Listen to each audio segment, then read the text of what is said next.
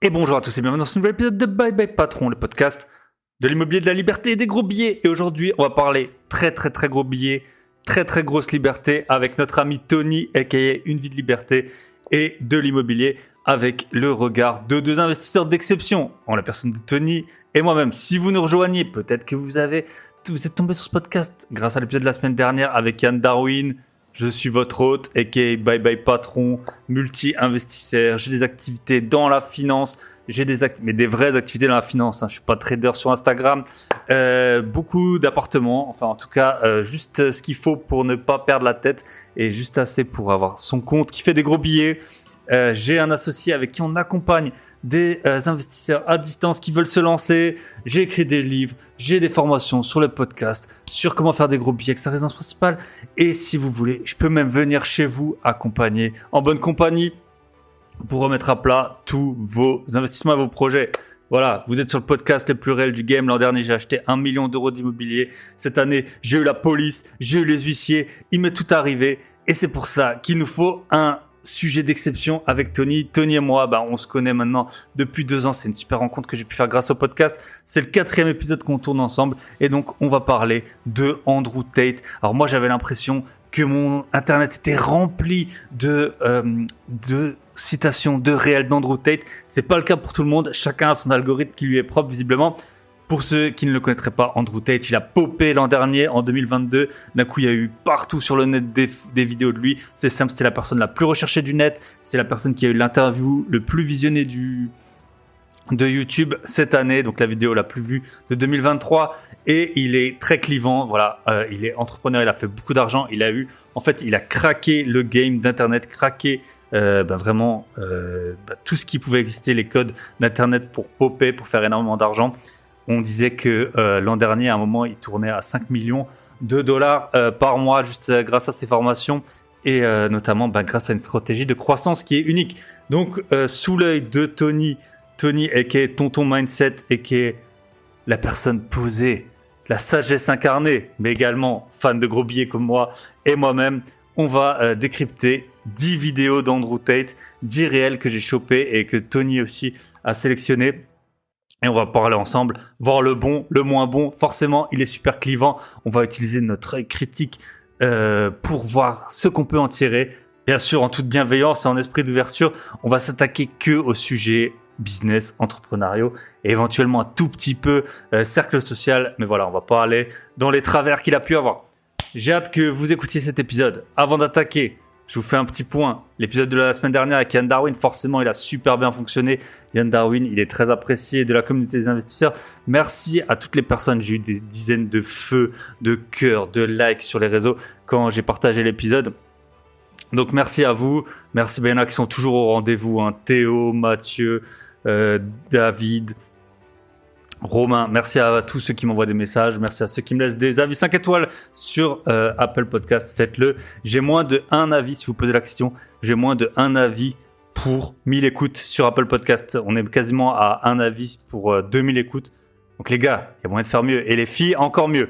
Petit appel, avant de démarrer, j'ai fait un appel sur Instagram pour, j'aimerais inviter des filles des femmes, des filles, des dames, des madames, des mamans sur le podcast parce que j'ai regardé un peu mon planning. J'ai eu déjà beaucoup de femmes exceptionnelles sur le podcast. Nat Delpouech, Tania, Claire, Camille Investisseuse Éclair, Claire Lambert, Claire Ducier, toutes des Lara de Toulouse. Voilà, je vais en oublier plein, mais j'ai eu Céline. J'ai vraiment énormément de femmes et j'adore avoir des femmes sur le podcast parce que forcément quand on est un homme, souvent on est entouré d'hommes, c'est la vie, c'est comme ça.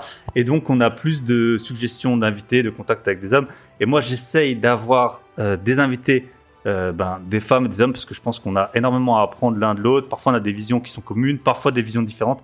Si vous avez des femmes à me suggérer comme invité sur le podcast que vous connaîtrez, donc soit des investisseuses, des entrepreneuses, des personnes juste fans de liberté. J'ai eu Cindy et Claire qui voyagent en van pour 500 € par mois. C'était un super épisode également. Voilà, tout ce qui est autour de la liberté et ou des gros billets et ou des expériences insolites, du dépassement de soi, etc. N'hésitez pas à me contacter.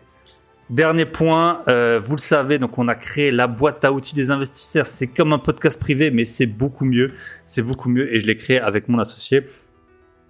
Et donc, dans cette boîte à outils des investisseurs, donc déjà, il y a des contenus exclusifs. Je vous fais un petit topo des contenus exclusifs qu'il y a. Vous les retrouvez tous sur la page de présentation. Donc, vous allez sur www.boîteabillets.com. Il est dans la description. Sinon, boîte à billets, vous en doutez, les billets, c'est au pluriel. Vous allez dessus. On a un épisode avec un conseiller en gestion de patrimoine. On parle de SCPI. On a Stéphanie que j'ai eu sur le podcast, architecte et investisseuse, qui nous explique le réaménagement complet d'un immeuble. On a Michel qui est notamment passé par les Compagnons du Devoir, expert en travaux. Il nous explique les travaux. On a un courtier en crédit qui nous explique, qui nous présente comment est-ce qu'on peut enchaîner les biens et avancer. On a Thomas, Investir Simple, que j'avais eu également sur le podcast, qui nous explique comment économiser 200 000 euros de frais grâce à lui, grâce en fait à sa spécificité.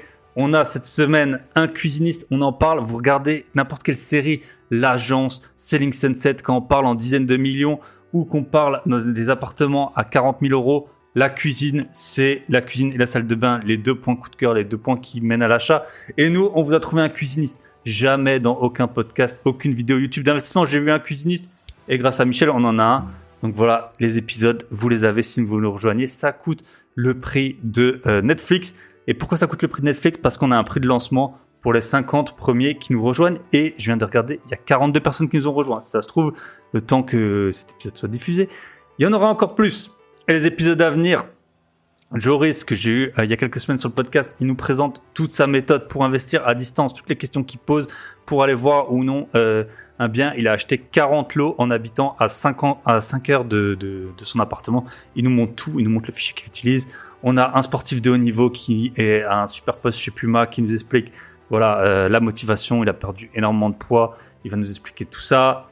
Tout ça, c'est des épisodes à paraître, là, ce dont je parle. On a Eric, expert en bâtiment. Idem, il nous montre toutes les plein de malfaçons qui existent. Est-ce que des fissures, c'est grave ou non ? Qu'est-ce que c'est des fissures moustaches, des fissures en escalier ? Est-ce que c'est grave ou non ?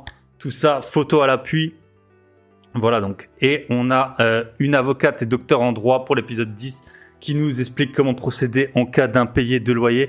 Et on a encore plein d'autres épisodes. On en a certains qui sont déjà enregistrés, notamment avec Florette qui est architecte, qui va aussi nous expliquer plein de belles choses sur l'architecture et notamment sur les PLU, comment est-ce qu'on gagne de l'argent en sachant lire un plan local d'urbanisme.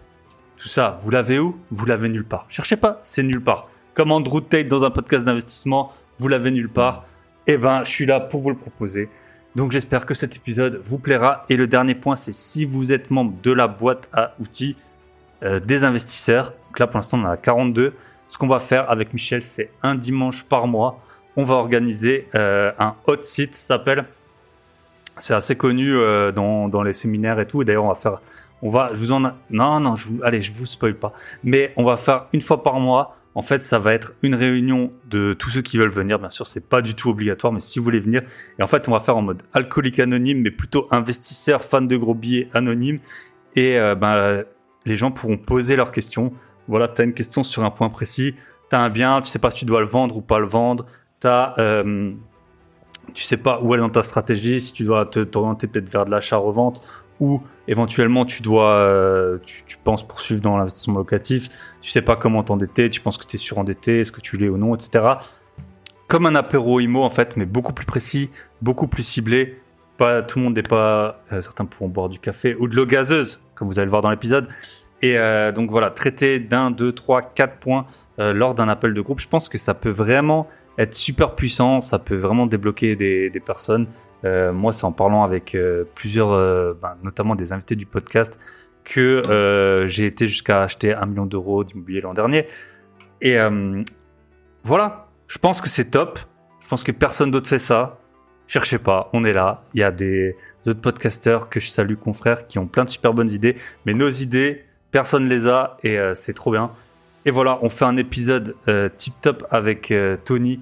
Tony et moi, c'est toujours un énorme plaisir. On pourrait parler des heures et des heures. On a parlé avant en off, on a parlé après en off et on aurait pu continuer, je pense, pendant des heures. C'est un super épisode que j'ai fait avec Tony. Je vous laisse le découvrir. Voilà, prenez, si vous êtes fan d'Andrew Tate, vous allez adorer. Si vous le connaissez pas ou que vous le détestez, je pense que c'est un épisode quand même qui va être intéressant pour un peu retirer. En fait, peu importe la personne, je pense qu'il y a des idées qu'on développe également Tony et moi, où parfois on s'appuie juste sur un des réels pour développer sur d'autres sujets. Voilà, vous allez forcément apprendre des choses et puis vous allez avoir le rythme, la motivation d'Andrew Tate, bam bam bam, ça va vous secouer. Je vous souhaite une très bonne écoute. Si vous voulez donc nous rejoindre, boîte à billets, et si vous voulez que je vienne chez vous faire le petit déj, peut-être c'est envisageable, non, mais peu importe. Savoir comment faire, comment j'ai fait des milliers d'euros avec ma résidence principale, des milliers d'euros avec le podcast et que ça m'a changé la vie. Et notamment, j'ai rencontré Tony grâce à ça. Vous allez sur mon site www.grosbillet.com. Les 2 sites sont dans la description. Et voilà, on est parti avec Tony. 1h30 de bonheur. Ça parle en anglais parfois, mais je vous fais la traduction. En plus, je fais la traduction gratuitement. Franchement, si ça c'est pas un motif de nous rejoindre sur la boîte à outils des investisseurs, moi j'ai plus rien compris. Je vous souhaite une très bonne écoute. Et on se retrouve de l'autre côté avec l'ami Tony.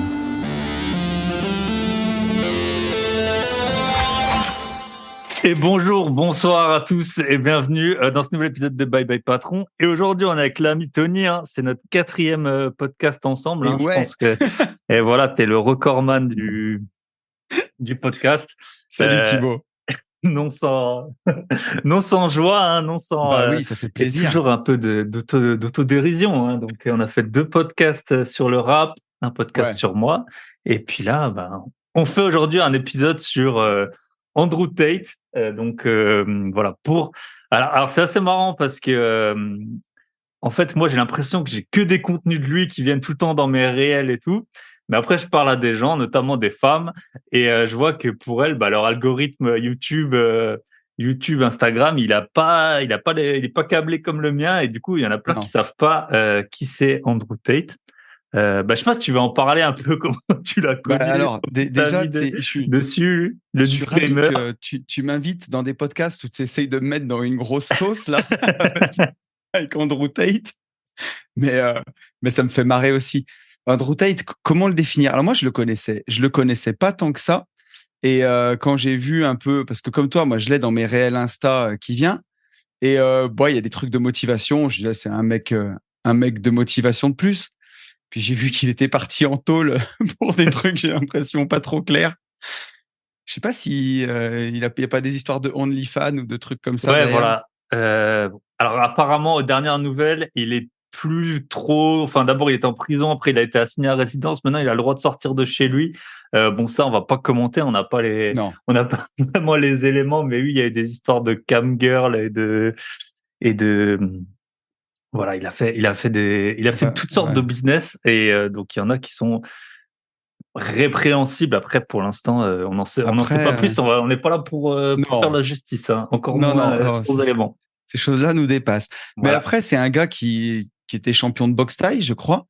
Alors après, c'est pas la première fédé, quoi, mais et qui a surtout, j'ai l'impression, une réussite qui est énorme, quoi, et qui a fédéré, j'ai l'impression, en tout cas, une énorme communauté autour de lui. Et je pense qu'il a bien contribué à sa richesse aussi, d'ailleurs. Ouais, donc il a eu un bon business, c'était notamment, il a créé une sorte d'école, de ce que j'ai compris, et en fait, très souvent, son école, il avait de l'affiliation, comme c'est hyper courant pour les gens qui font du business internet. Pour les autres, c'est comme de l'apport d'affaires, c'est comme quand vous amenez un bien pour un agent immobilier, là, de temps en temps, il vous donne un petit ticket. Et donc, en fait, lui, visiblement, donc c'était assez rétributif, on va dire. Je crois que c'était la moitié à peu près de l'abonnement que les gens récupéraient. Et donc, ça a fait que il y en a plein qui ont publié son contenu. En fait, il a été connu sur YouTube, sur Instagram, sans avoir de page à lui. C'est ça qui a été un peu... ça a été hyper viral, quoi. Un truc de fou. Hyper viral et inarrêtable, parce qu'en fait, c'était pas son compte qu'on pouvait bloquer. Il y avait des dizaines de milliers de comptes de gens, si tu souscrivais via leur lien, ils gagnaient $20. Et puis, s'ils en avaient 10 qui faisaient ça, ça faisait 200. Il a trouvé un hack de génie. Ouais, voilà. Et puis, je sais pas ce que t'en penses, mais aujourd'hui, le podcast, ça va être épique, mais c'est aussi un gigantesque troll, moi, j'ai l'impression. Ouais. Il en rajoute et il en rajoute et il en rajoute. Et plus tu le détestes, plus il en rajoute. C'est tout ce que moi, je pourrais jamais dire ou faire sur Internet. C'est exactement, ouais. Je suis trop gentil, je suis trop bienveillant, je suis trop bien élevé, quoi. Ouais, je pense que nous deux, et c'est peut-être un peu ça qui nous fascine tous les deux. On est un peu dans la bienveillance et dans le partage et dans l'empathie, quoi. Alors que lui, c'est un peu l'anti-empathie et c'est un peu le mec que tu adores détester, quoi. J'ai l'impression, tu vois. Un peu ça. Et je pense que après, dans le monde comme il est en ce moment, je pense que voilà, il est en train de se polariser. Effectivement, tu vas avoir des gens de plus en plus d'un côté et du coup de l'autre. Voilà, c'est un peu le business de pas mal de gens, quoi. Tu vois, on en reparlera, mais je serais pas surpris que dans les années qui viennent, pour surfer sur le succès incroyable qu'il a eu, il adoucisse son discours, tu vois. Maintenant que la communauté est faite, et je pense que c'est un gars qui a polarisé extrêmement pour percer, en fait, quoi, j'ai l'impression. Et lui, ça lui a... Bon, après, il a fini en prison, mais... il a fini en tôle, mais... mais ça lui a... Voilà, sa stratégie a été payante à son échelle, c'est sûr. Et donc, voilà. Après, c'est ça. Tu peux juger... Tu peux juger en te disant ouais, il va trop loin, mais en fait, s'il était pas allé si loin, tu le connaîtrais même pas et il serait personne. Donc, rien à dire, quoi. Donc, j'ai même l'impression que chez les gens qui le détestent, parce que alors là encore de la grosse sauce, mais c'est pas vraiment un féministe, quoi. Ouais. Tout ce qui est féministe, écologie, voilà, les trucs woke, tout ça, c'est pas trop son truc, quoi. C'est pas trop son truc. Et ouais, j'ai l'impression que c'est du troll, quoi. Je veux dire, il appuie sur les boutons, il met des pièces dans la machine. Ah ouais, c'est ça. Et regarde ce qui se passe. Ouais. Et donc c'est le roi du réel, c'est le roi du TikTok. Voilà. Et voilà, lui il met une pièce dans la machine et puis après il s'assoit dans les gradins, il prend du popcorn, quoi. Yes. Il regarde le bordel. Donc ceux qui le connaîtraient pas, j'avais vu, c'était la personne pendant plusieurs mois la plus recherchée d'internet devant Kim Kardashian, devant Donald Trump, devant tout ça. Et là, je crois qu'il a fait une interview en sortant de prison qui a été l'interview la plus vue de tous les temps sur YouTube. Donc voilà, il a quand même, c'est ça en fait, je pense, vu qu'il est clivant, tout le monde regarde, quoi. Ceux qui aiment bien, ils regardent, ceux qui aiment pas, ils regardent aussi pour. Et de là, de ces interviews, il y a des milliers de réels. Je sais pas combien de temps il a mis à les produire, mais vraiment ça pop de partout. Donc aujourd'hui, on vous a fait une petite sélection. Et alors c'est en anglais, il est à moitié anglais, à moitié américain, je crois. Et ce qu'on va faire, c'est assez dur à suivre pour tout le monde. J'espère déjà que le son sera enregistré dans la vidéo. Et je vais essayer de traduire plus ou moins en temps réel. Et puis comme ça, et puis après on donnera notre avis, ok? Ouais, avec plaisir. On part, ça me va. On part comme ça. Si vous adhérez pas aux idées d'Andrew Tate, vous pouvez couper à partir de maintenant. Ou en tout cas, et tu vois, je fais une petite parenthèse, mais pour me mettre à jour, j'ai vu une excellente vidéo de Stan Leloup de Marketing Mania qui a parlé d'Andrew Tate.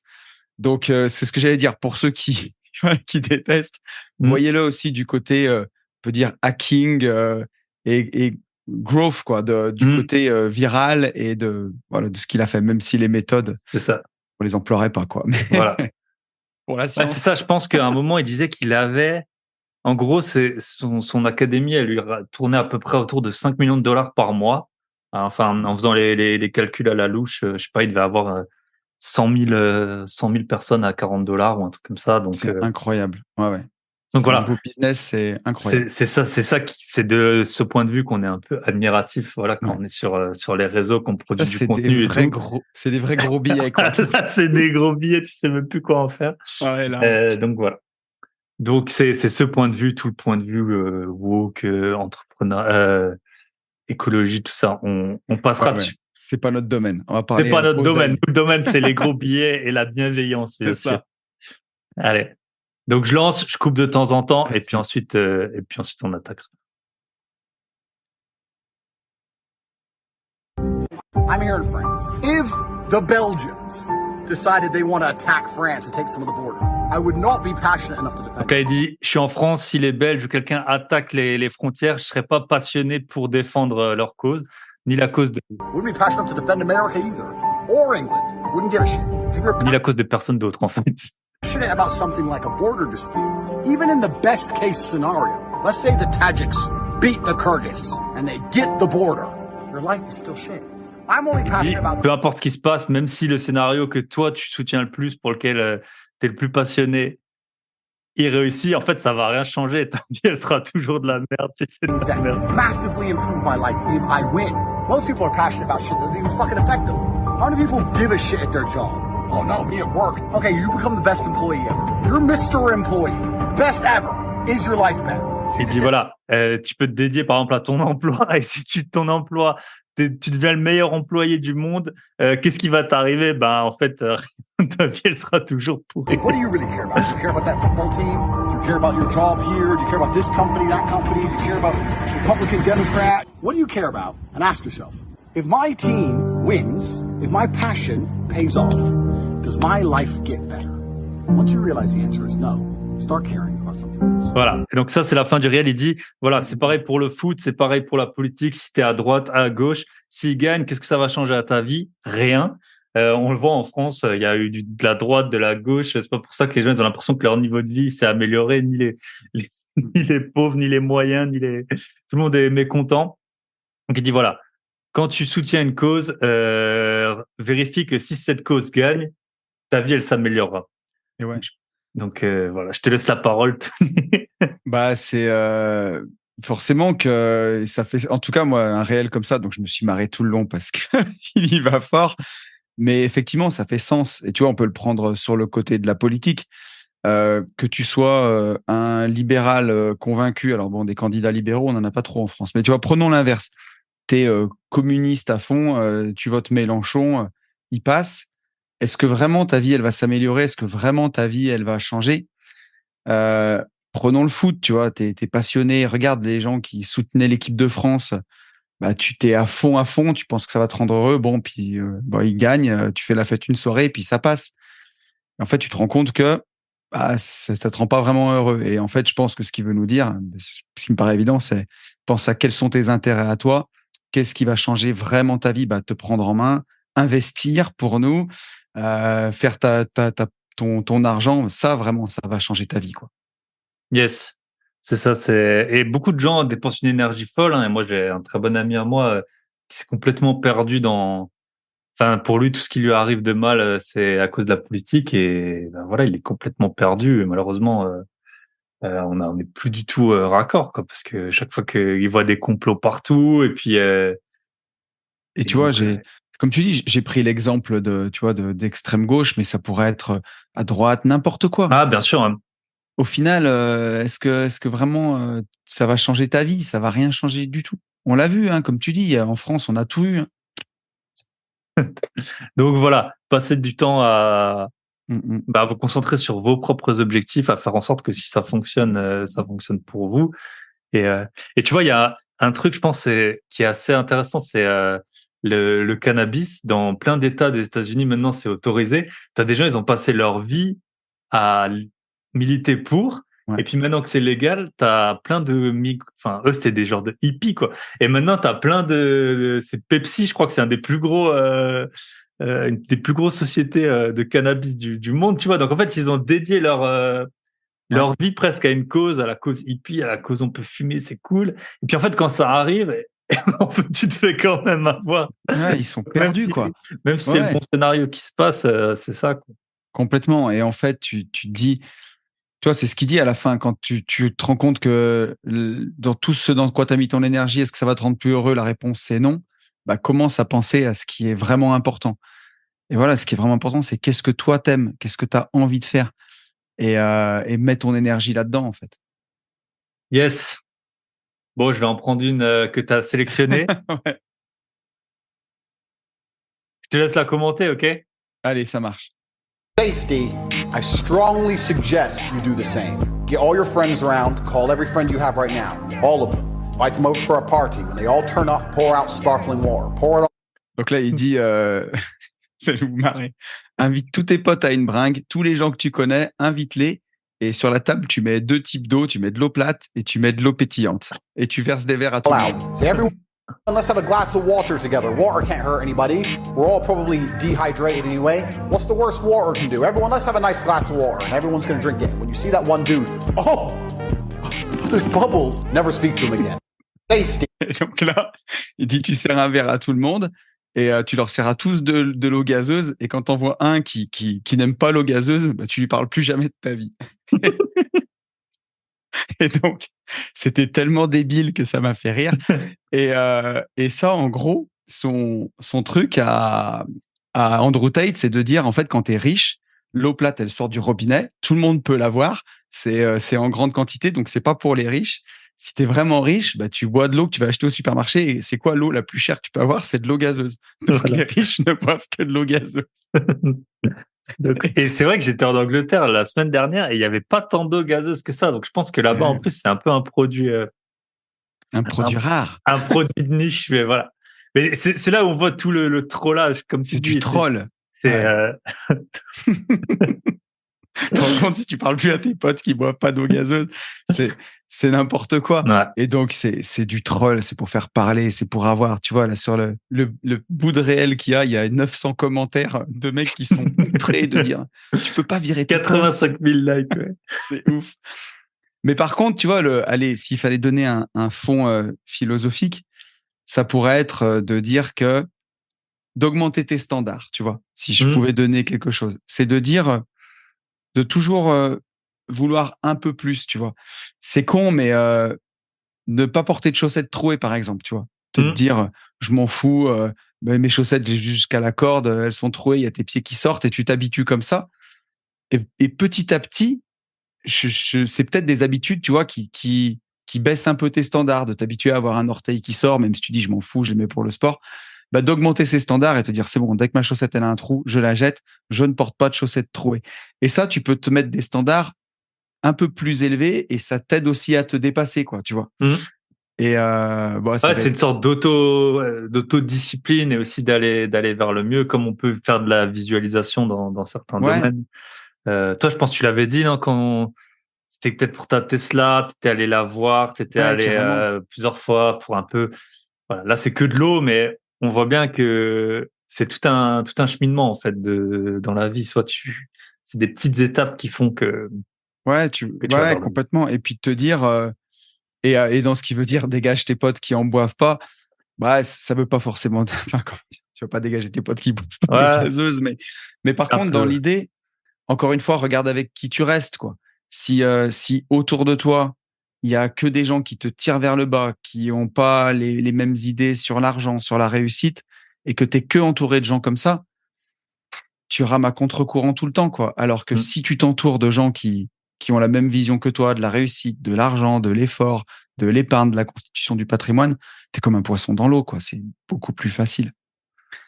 Yes. Pour en dire un truc intelligent. Non, mais ça l'est. Mais en fait, c'est ça. C'est entoure-toi des bonnes personnes. Comme on dit, traîne avec des millionnaires, t'auras des millions. Et ouais, mec. Allez, on attaque. Bon, je vous avoue que je les ai toutes vues. Après, je sais pas. Maintenant, je clique sur les titres. Je sais pas exactement ce qui va sortir.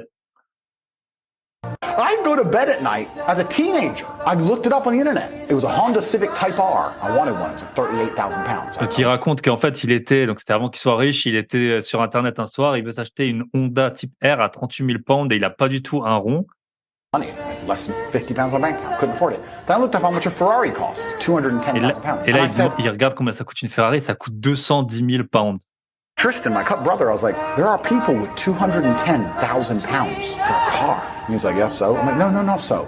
How? If I worked my job for 6 years and saved every penny, if I walked to work and didn't eat, I couldn't buy this car. How are people doing this? Et il dit, bah voilà, en fait, il y a des gens, donc ça coûte 210 000 pounds. Même si j'arrête de manger, comment c'est possible que des gens, ils arrivent à payer ça alors que même si moi, j'arrête de manger pendant 6 ans, je peux pas me payer cette voiture. I knew that everything was a lie. I knew the Matrix was lying to me. I knew I had to find a way out. I was sitting there going, I refuse to live my human years and be some second-class citizen peasant when there's people out here who get to do whatever the fuck they want. Voilà. Et là, c'est vraiment pour ça qu'on l'aime, quoi. C'est en mode, moi, je suis pas sur cette terre pour être un citoyen de seconde classe. Faut que je comprenne comment on fait. Et je vais pas être là, justement, en deuxième division, alors qu'il y en a qui font whatever they want. Donc, Bah, je pense que ça, c'est un bon point et c'est le point du levier dont on parle souvent, en fait. C'est que toi, à ton échelle tout seul, même si tu as des super compétences, tu vois très vite que 210 000 pentes, c'est complètement inaccessible si t'as pas. Donc, soit, enfin, la technique que nous utilisons le plus, c'est plusieurs sources de revenus, Ouais. y compris plusieurs locaux, plusieurs, ou alors faire du levier dans tous les sens que tu peux. Nous, le levier qu'on connaît, de un, c'est le bancaire, et de deux, voilà, c'est d'avoir le plus de gens possible qui te payent, parce que personne va te payer. Très peu de gens vont te payer 50 000 Bien sûr. dollars par mois. Donc lui, c'est ça, il facturait, je crois, 40 dollars sa formation et il en avait 100 000. C'est plus simple qu'avoir quelqu'un qui te paye 4 millions par mois. Complètement. Mais c'est complètement fou. Et tu sais, j'ai eu cette réflexion, moi je m'en souviens, hein, parce que j'ai toujours bien aimé les voitures. Et dans mon premier job, quand je suis rentré en tant qu'ingénieur, je regardais, tu vois, les Lamborghini, les Ferrari. Et quand je regardais ce que je gagnais, donc 1841 €, premier salaire, je me suis dit, mais comment je vais pouvoir m'acheter un jour une voiture à 180 000 €? Comment c'est possible, en fait? Mhm. C'est 100 mois de salaire, quoi. Je vais faire comment? Et j'avais demandé à l'époque à mon père comment faisaient les gens, tu vois. J'avais 22, 23 ans, tu vois. Je dis, à ton avis, ils font comment? Tu vois, c'est des gens qui sont riches, qui ont hérité, tu vois. Quand tu es entrepreneur, même en bossant, c'est compliqué. Et j'ai cherché longtemps comment c'était possible. Je me Mhm. disais, mais comment? Et comme tu dis, après, c'est d'utiliser un effet de levier. Si tu utilises ton temps, les mathématiques de la vie actuelle, elles marchent pas, en fait. Regarde, c'est des semaines de 40 heures, enfin 35 heures, payées entre 10 et 20 €. Donc, tu multiplies 35 par 20. Tu peux pas, il y a que 24 heures dans une journée. C'est Mhm. pas les bons maths. Les maths d'Andrew Tate, c'est la planète entière, en tout cas tous les anglophones du monde, Mhm. qui payent un abonnement. Donc, c'est des millions de personnes fois 40 €. Bah, il fait pas les mêmes maths que nous, quoi. Et voilà pourquoi ça paye. Mhm.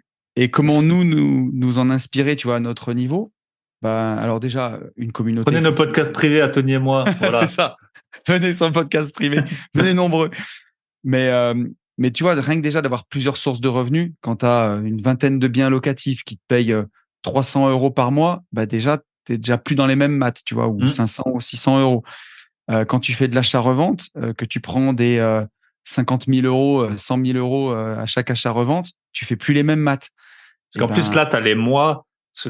Faut bien qu'on vive, qu'on se loge, et toutes les dépenses, c'est globalement les mêmes, peu importe ce que, enfin, entre guillemets, peu importe ce que tu gagnes. Mais voilà, ton assurance de voiture, tu l'as payé qu'une fois, ton électricité, tu payes et qu'une ouais. fois, ton emprunt. Donc, quand tu fais de l'achat-revente sur un temps qui est court, et en fait, c'est tu décorrèles ton temps, et eux, les acheteurs, par contre, ils sont de nouveau sur le temps long, quoi. C'est un peu Mm, mm, mm. c'est un Mais peu ça. ça, c'est prodigieux. Et c'est comme ça que tu arrives à t'offrir des belles voitures. Et voilà, si tu comptes que sur ton temps et voilà, que tu échanges ton temps contre ton argent, à moins d'être avocat new-yorkais, tu vois, Mhm. et de facturer des 2000 € de l'heure. Mais non, sinon c'est trop long, quoi. C'est trop long. Faut trouver des hacks, des. Yes. Et d'autant plus qu'en fait, quand tu as un système qui est lent, il peut changer. Nous, on le voit bien là avec l'immobilier locatif. Bon, ça a beaucoup d'avantages, hein, c'est pour ça qu'on en fait. Mais je vois rien moi, ça fait 5-6 ans que j'ai commencé à vraiment acheter en France beaucoup de biens. Quand je vois en 5-6 ans tout ce qui nous est tombé Ouais. dessus, le LMP, les DPE, les taux d'endettement, enfin, tous ces trucs, les restrictions Airbnb, donc même Bah, si ouais, les taux qui remontent, les taux qui remontent, voilà, les le taxes monde il change, foncières. les taxes Mm. foncières qui remontent, tout ça. Euh, donc voilà, le mieux c'est d'aller vite, quoi. C'est d'aller vite. Mais tu vois, j'essaye de m'offrir une autre perception depuis que je fais beaucoup de PNL. Et je me dis que ça va décourager énormément de gens d'investir. Hmm. Donc, pour les plus motivés, tu vois, les gens comme nous, les gens qui écoutent nos podcasts, qui sont chevronnés, qui se laissent pas décourager, il y aura plus de place pour nous. J'en suis Ouais, convaincu. ouais, bien sûr. Ouais, je pense qu'il y a eu c'est un peu comme la crypto, tu vois. Enfin, peut-être pas dans les mêmes échelles, mais il y a 1 ou 2 ans là, quand Ouais, il y avait tout le c'était au monde. plus haut, tout le monde t'en parlait. Maintenant, plus personne en parle. Là, Ouais, il y a c'est en plus train de que les vrais, revenir. hein. Voilà, ouais, on va voir. Après, ce qui est sûr, c'est que contrairement à la crypto, les loyers tombent tous les mois. Ça, Ouais, c'est ça c'est sûr, ça, c'est l'avantage. Ok. complètement. Allez, je te prends une détienne. te laisse commenter. Hein. Allez, ça roule. Ice cream expert, and all they talked about was ice cream. How to make it, how to store it, how to move it, the different flavors, the size of the cartons it's in, how much it costs to produce. If all they talked about was ice cream and you were in that room, sooner or later when someone comes to you to ask you something about ice cream, you're going to know the answer. But you're going to accidentally know some shit about ice cream. If you're in a room of people who only talk about money, you understand what I'm saying? You need to be around people who are... Yes. Donc, en gros, dans ce réel, il dit si on te met dans une pièce avec que des experts de la glace, de la glace qui se mange, quoi, ice cream. Il dit, même si ils vont faire qu'en parler, comment on la store dans des cartons, comment on la produit, combien ça coûte une boule de glace, combien coûte un cornet, et que tu les écoutes parler, au bout de quelques temps, quand quelqu'un te posera quelque chose, tu poseras une question sur la glace, tu sauras répondre parce que tu entendras parler que de ça. Il dit, imagine si tu es dans une pièce avec que des gens qui parlent d'argent tout le temps. Comment on le gagne, comment on le fait fructifier. Imagine le résultat, quoi. Yes. Donc, et c'est ce qu'on essaye de faire avec les podcasts, de vous entourer de gens qui font des gros billets avec l'immobilier. C'est ça. Et en fait, c'est exactement ça. Et du coup, petit à petit, ça infuse. Moi, je vois, j'ai des amis, à la base, ils avaient un médecin ou quoi, ils n'avaient pas prévu d'acheter, et puis à force de traîner avec nous, de voir que ça fonctionne, de voir que ça tombe tous les mois, ils ont acheté 3, 4, 5, 6 appartements comme ça. Donc entourez-vous d'experts en ice cream. C'est un beau point. Mais ouais, encore une fois, c'est ce que tu disais, tu vas traîner avec des millionnaires, tu vas attraper des millions, traîner avec des pouilleux, tu vas attraper des poux. Et tu vois, là où il insiste dans ce réel, c'est de dire que si tu comprends rien, et que tu es parmi eux, tu finiras par comprendre.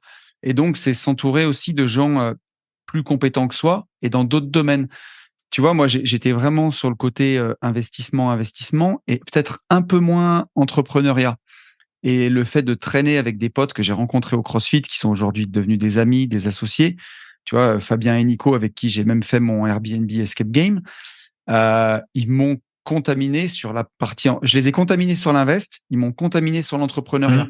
Et aujourd'hui, pour plein de mes business, j'ai une vision beaucoup plus entrepreneuriale qu'avant, tu vois. Et ça m'a poussé. Donc, bien sûr, entourez-vous bien, choisissez bien les gens avec qui vous restez plus souvent. Et c'est vrai que changer de temps en temps, c'est aussi assez utile, même si tu as tes potes ou collègues d'investissement et tout, de temps en temps avoir du sang neuf, ça fait du bien. T'as des nouvelles stratégies, t'as des nouveaux. Nous, on le voit, on accompagne des personnes pour investir, et quand on a un nouveau ou un qui fait des stratégies plus débutantes que nous on fait plus, et de temps en temps il va avoir ça amène de la fraîcheur, en fait, ça amène de la fraîcheur. Il va avoir une idée qui va aider tout le monde, quoi. Donc complètement. On a tout ça à apprendre les uns des autres. Bien sûr. Je le vois pendant le mastermind division foncière, tu vois, qu'on a fait, on a accompagné des débutants, enfin des marchands de biens débutants. Ça a été hyper enrichissant, même pour nous. Moi, j'ai gapé de fou en un an. Donc, s'ils te posent des questions que tu ne te serais pas posées, ils sont dans des lieux que tu connais pas.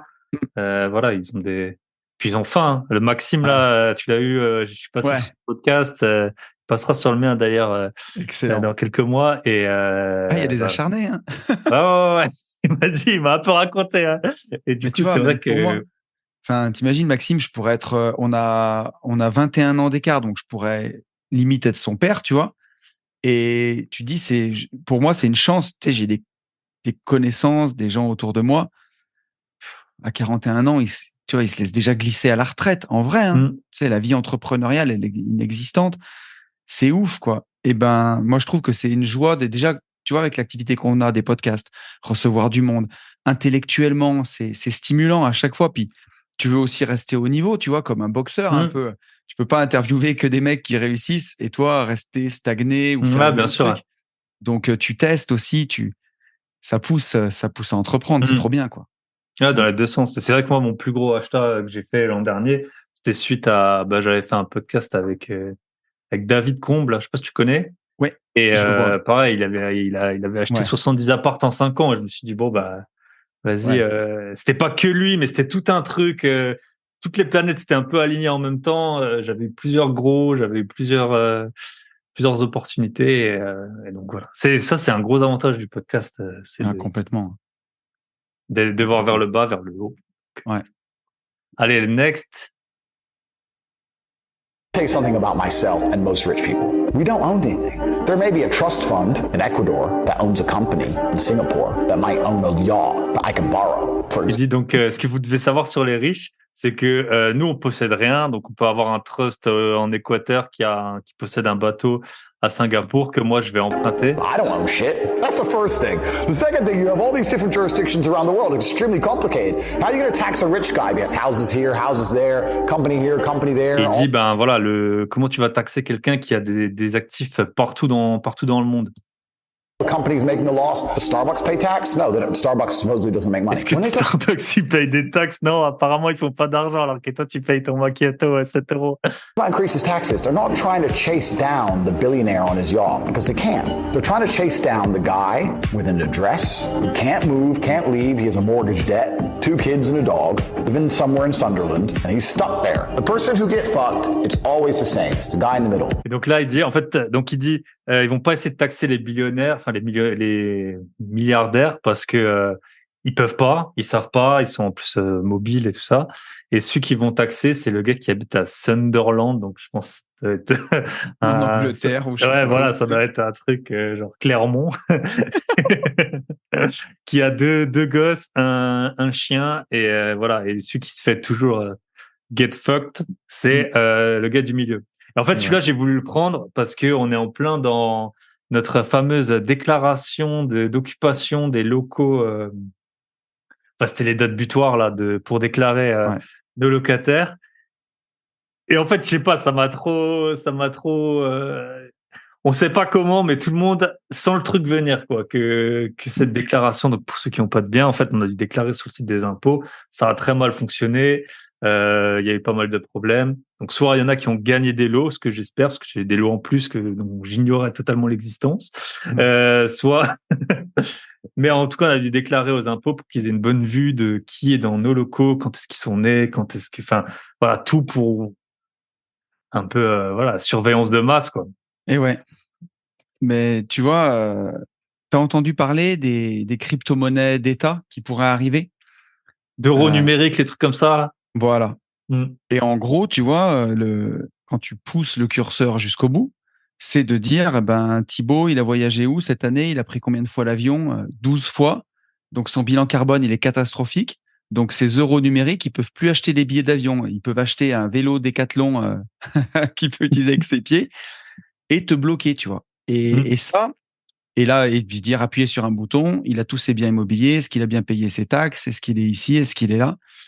Et en fait, dans ce réel, Andrew Tate, c'est du bon sens. Hein. Il dit qu'en fait, quand tu as des actifs dans le monde entier, quand tu vois, limite, tu as la théorie tu as entendu la théorie des 5 drapeaux, tu vois.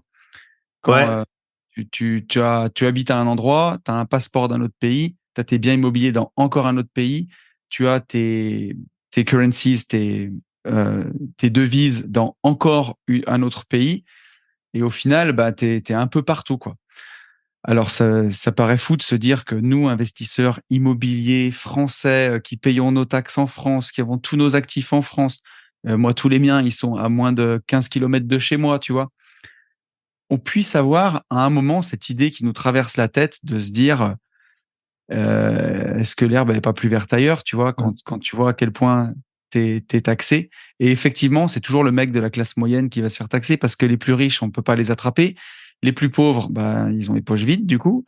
Et celui du milieu, bah, c'est celui qui peut pas se barrer et c'est celui qui a les poches un peu plus remplies que les plus pauvres. Yes.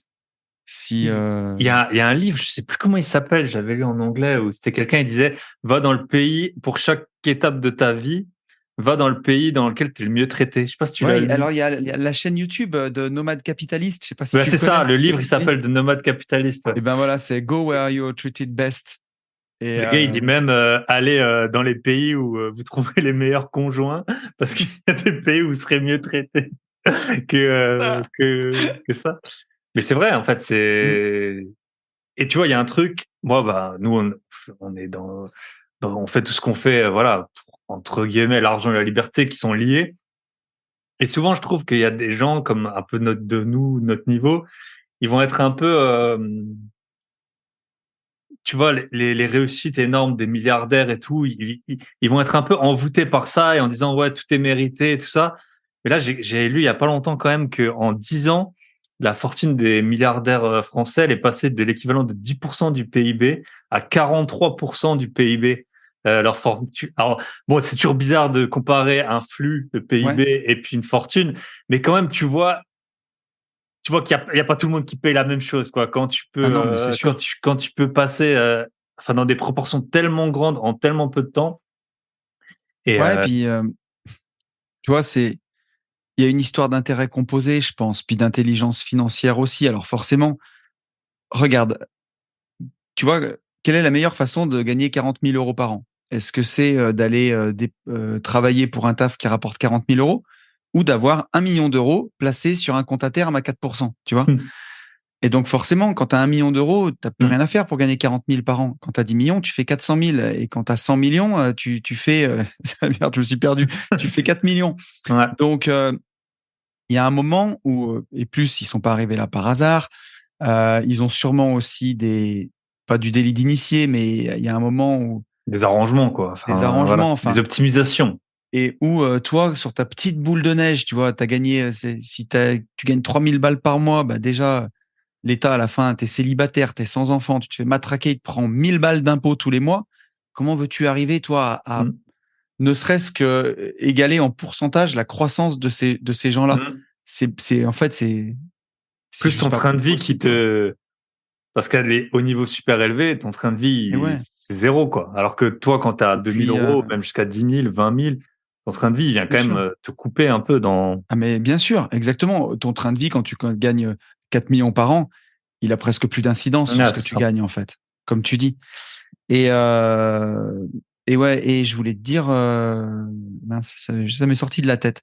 Mais Les, les intérêts composés, du coup, forcément, à leur niveau, je pense que c'est exponentiel. c'est énorme. Puis Et puis voilà ce il que y je a voulais d'autres dire. stratégies. Tu peux L'inflation, elle, racheter tu vois, si tu pars de zéro, tu peux pas racheter une boîte. C'est tout bête. Enfin, t'as pas non. d'argent, tu peux pas racheter une boîte.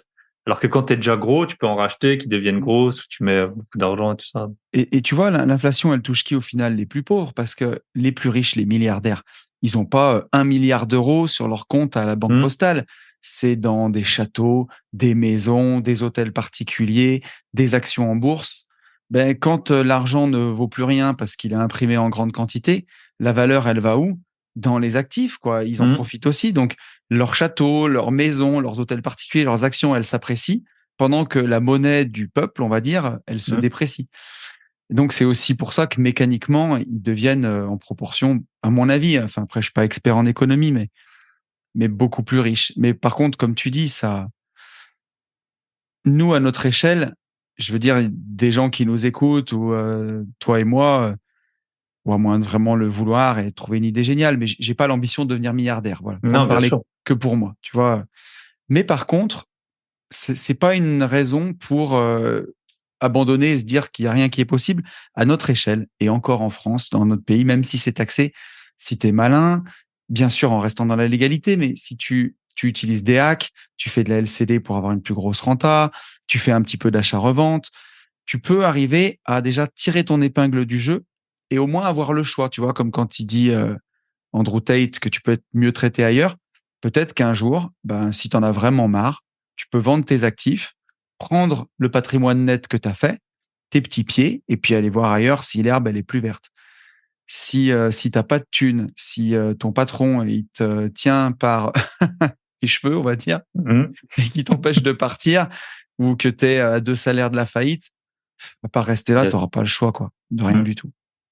Je pense que c'est la première fonction de l'épargne, enfin, la première liberté. Après, il y a plein de niveaux de liberté, mais les premières épargnes jusqu'à 6 mois de dépenses, Mm, c'est quand même un confort si tout va mal, de pouvoir envoyer tout bouler, quoi. Quitte c'est après, sûr. avec beaucoup de travail, à repartir. Enfin, tu peux pas vivre comme ça 30 ans, mais au moins, quand t'es pas justement ouais, à 2 salaires de la faillite, Mm. bah tu peux te casser d'une vie, tu peux te casser de ton boulot, tu dors mieux la nuit. S'il se passe un truc dans tes biens Mais bien immobiliers, bah, sûr, ça se passe pas trop mal. Donc voilà. on est Ok. d'accord. On attaque avec une troisième que tu nous as sélectionnée. I have always acted in a way where I knew God was watching. I thought, I can't do that. God will see it. And if God sees it, he will punish me for it. Maybe not now, but sooner or later, he'll put somebody on the face of the planet with the intention, with the will, and with the capability to punish me for doing. Donc là, en gros, il nous dit, j'ai toujours agi comme si Dieu me regardait tout le temps, et qu'il pouvait me punir si je faisais quelque chose de pas bien. Même quand j'étais tout seul, je me suis toujours dit que Dieu me regardait et qu'un jour, il mettrait peut-être quelqu'un sur mon chemin pour m'éclater la tronche si je faisais des bêtises. That's why even when I was in private, when nobody was around, I was such a nice person. Because I've always been nice, knowing that God is watching and the world is cyclical, and what goes around comes around. What goes around comes around. C'est Justin Timberlake, ça, je crois. C'est ça. Je pense qu'il y a du gros trolling quand même, parce qu'il dit qu'il a toujours été tellement gentil avec tout le monde parce que Dieu le regardait, mais qu'en gros, si on fait du mal, what goes around comes around, tout finit par nous retomber dessus, quoi. Et donc, il fait gaffe. Et ma question, c'était, tu vois, après ce réel, est-ce que tu crois, alors, sans parler de Dieu, mais juste au karma, tu vois, déjà. Quand tu fais du mal à quelqu'un, tu te fais du mal à toi-même et que ça va finir par te retomber dessus.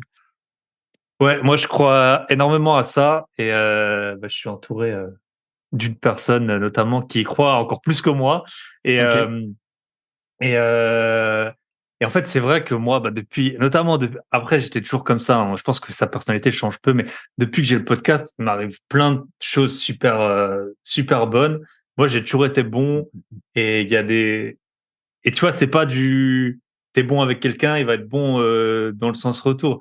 Mais il y a plein d'opportunités qui s'ouvrent, qui sont ouvertes, juste parce que j'ai fait les choses bien, mais après, c'est ma personnalité aussi, hein. J'étais sympathique, j'ai toujours agi un peu dans l'intérêt de l'autre. Le seul truc où après, il y a être bien et être pas méchant. Par exemple, pour les locataires, je suis hyper ferme. Il y a zéro, tu vois, quelqu'un qui paye pas son dépôt de garantie avant de rentrer, tu pourras faire ce que tu veux, tu rentres. Je l'ai fait Tu sais, être bienveillant, c'est pas être un béni. Ouais, voilà, hein. c'est ça. C'est deux choses différentes. Hein. Mais je pense vraiment à. Ouais, je sais pas si c'est le karma, mais je trouve que j'ai beaucoup de chance. Je trouve que je suis une bonne personne et que j'ai beaucoup de chance dans la vie. Donc, mais je te confirme, tu es une bonne personne, mon pote. Et donc, j'y crois. Après, c'est un peu trop, parce que moi, c'est ma nature, tu vois. Je me force pas vraiment à faire ça. Donc, est-ce que ce serait trop simple de dire soyez bon et Dieu vous le rendra, parce que moi, c'est comme ça que je suis, tu vois. Donc, mais j'en vois les bienfaits souvent, quand même, j'avoue. Mais tu vois, moi, je suis d'accord avec toi et je vais te raconter un peu par le passé, tu vois. Moi, j'ai toujours été, comme toi, bienveillant, tu vois. Après, ça veut pas dire que tu peux me prendre pour un con, tu vois. En off, je te racontais une locataire qui voulait pas payer son loyer correctement. J'estime que j'ai été très ferme avec elle, mais j'estime que je suis bienveillant parce que c'est même lui rendre service, en fait. Parce que si elle paye pas, ça va partir en sucette et c'est lui rendre service que de trouver une solution tout de suite. Mais tu vois, dans ma vie passée, par le passé, quand j'étais entrepreneur de travaux publics, par certains côtés, je dis pas que c'est un métier de filou, tu vois, mais parfois la fin justifie les moyens. On avait des clients qui étaient tellement des requins, je sais pas, ils vont te payer pour mettre 50 cm de cailloux, bah tu vas en mettre 45 pour gagner 5 cm, pour gagner 3 francs 6 sous, tu vois. Et des fois, on faisait des trucs comme ça, c'est déjà arrivé. Et moi, j'étais très mal à l'aise avec ça, mais je me disais parfois la fin justifie les moyens. Et j'ai l'impression de recevoir de la merde, tu vois, de la vie en contrepartie. Et je me suis souvent fait cette réflexion. Le peu que tu avais gagné parfois, tu le payais de l'autre côté. Et plein de fois, j'ai eu aussi des clients qui s'étaient extrêmement mal comportés avec moi. Et j'ai l'impression que le karma, la vie, tu vois, les a fait payer. J'avais un client qui était odieux. Et un jour, il arrivait avec un cocard énorme parce qu'il y a un artisan qui lui a mis une patate pour tous les autres, quoi, tu vois.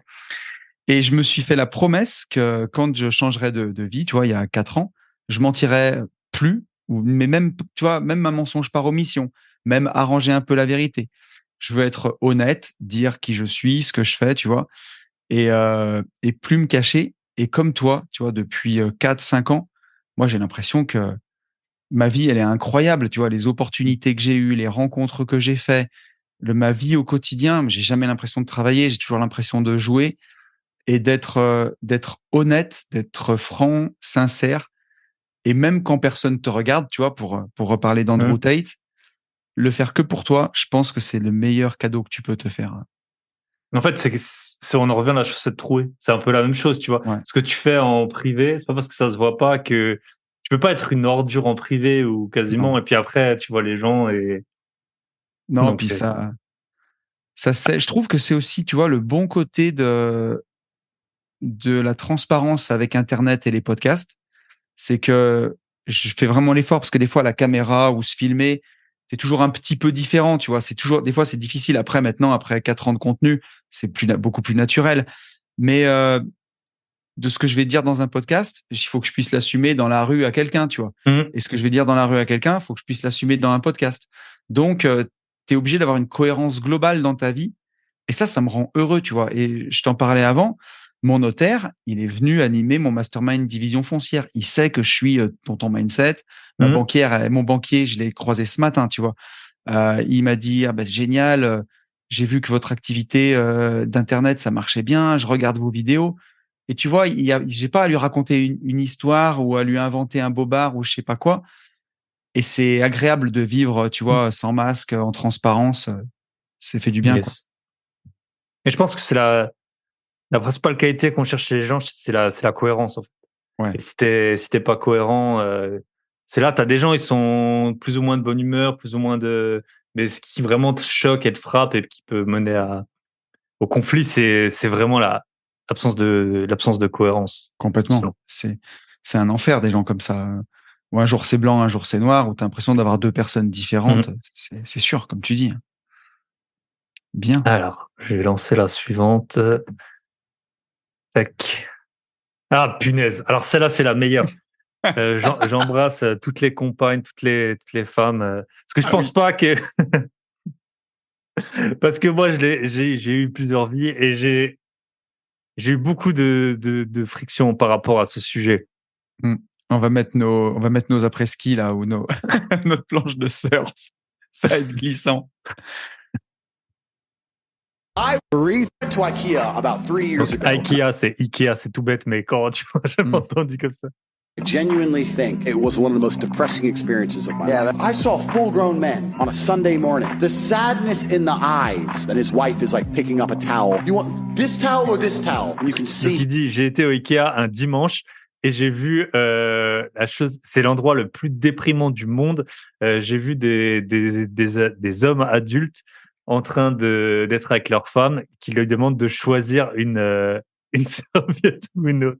Doesn't give a solitary fuck. It's his only day off. It's He's sad. been working for 6 days. Mais je travaille 6 jours.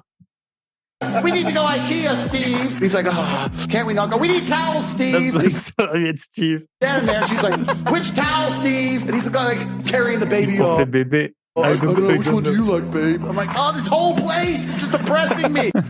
All places depressing me. Ouais. Donc oui, Ouais. parce que en fait Ikea, je pense que tout le monde est au courant, mais il faut y aller. Souvent c'est loin. Ensuite, il faut passer 2 heures dans le magasin. Ensuite, il faut charger les meubles, les monter, amener les cartons à la déchetterie, et ça a vite fait de te prendre beaucoup de temps. Et donc voilà. Ce que je peux dire dessus, Vas-y, vas-y. je te laisse parler. Après, Non, tu mais en me fait, laisses. c'est important. Et on en a. Après, je pense que ça peut arriver dans les deux sens, mais moi, je vois souvent des hommes qui veulent faire plaisir à leur femme, donc ça peut être là, aller chez Ikea, et du coup, pas poursuivre ben, leurs rêves, leur objectif, ou juste passer du bon temps. Et donc ça peut arriver pour des meubles, mais ça peut arriver aussi pour des résidences principales. C'est vraiment les femmes, souvent, elles accordent une grande importance au foyer, et puis c'est normal, hein. Et elles ont souvent un besoin de sécurité, de se sentir bien chez elles. Et donc, elles vont peut-être avoir des attentes qui seraient démesurées par rapport aux objectifs. Si par exemple, ton but, c'est d'acheter beaucoup de biens immobiliers, faut pas t'endetter à 100% sur ta résidence principale au début. Et souvent, ça arrive. Alors, les hommes, on peut dépenser de l'argent dans des Porsche, même si c'est pas toujours un mauvais investissement.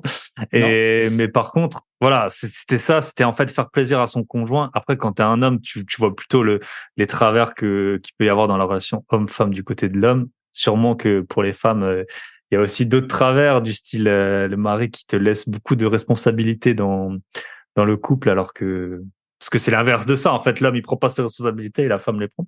Ouais. Donc, mais voilà. Le Ikea en couple, gros sujet de tension.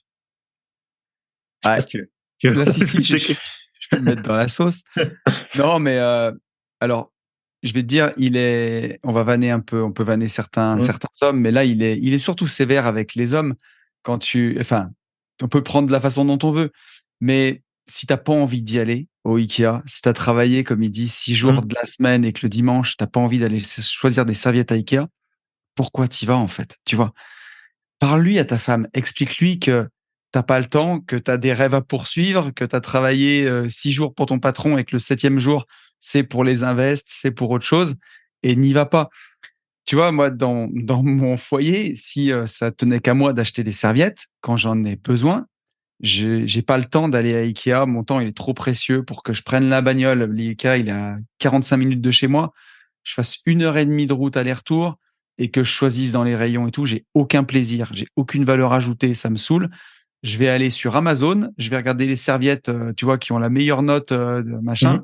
Je vais commander. Je vais sortir ça de ma tête. 3 jours après, il y a quelqu'un qui va sonner à la porte. Je vais dire, putain, mais c'est quoi déjà? Ah oui, c'est mes serviettes. Je vais les mettre dans le placard et fin du bal, tu vois.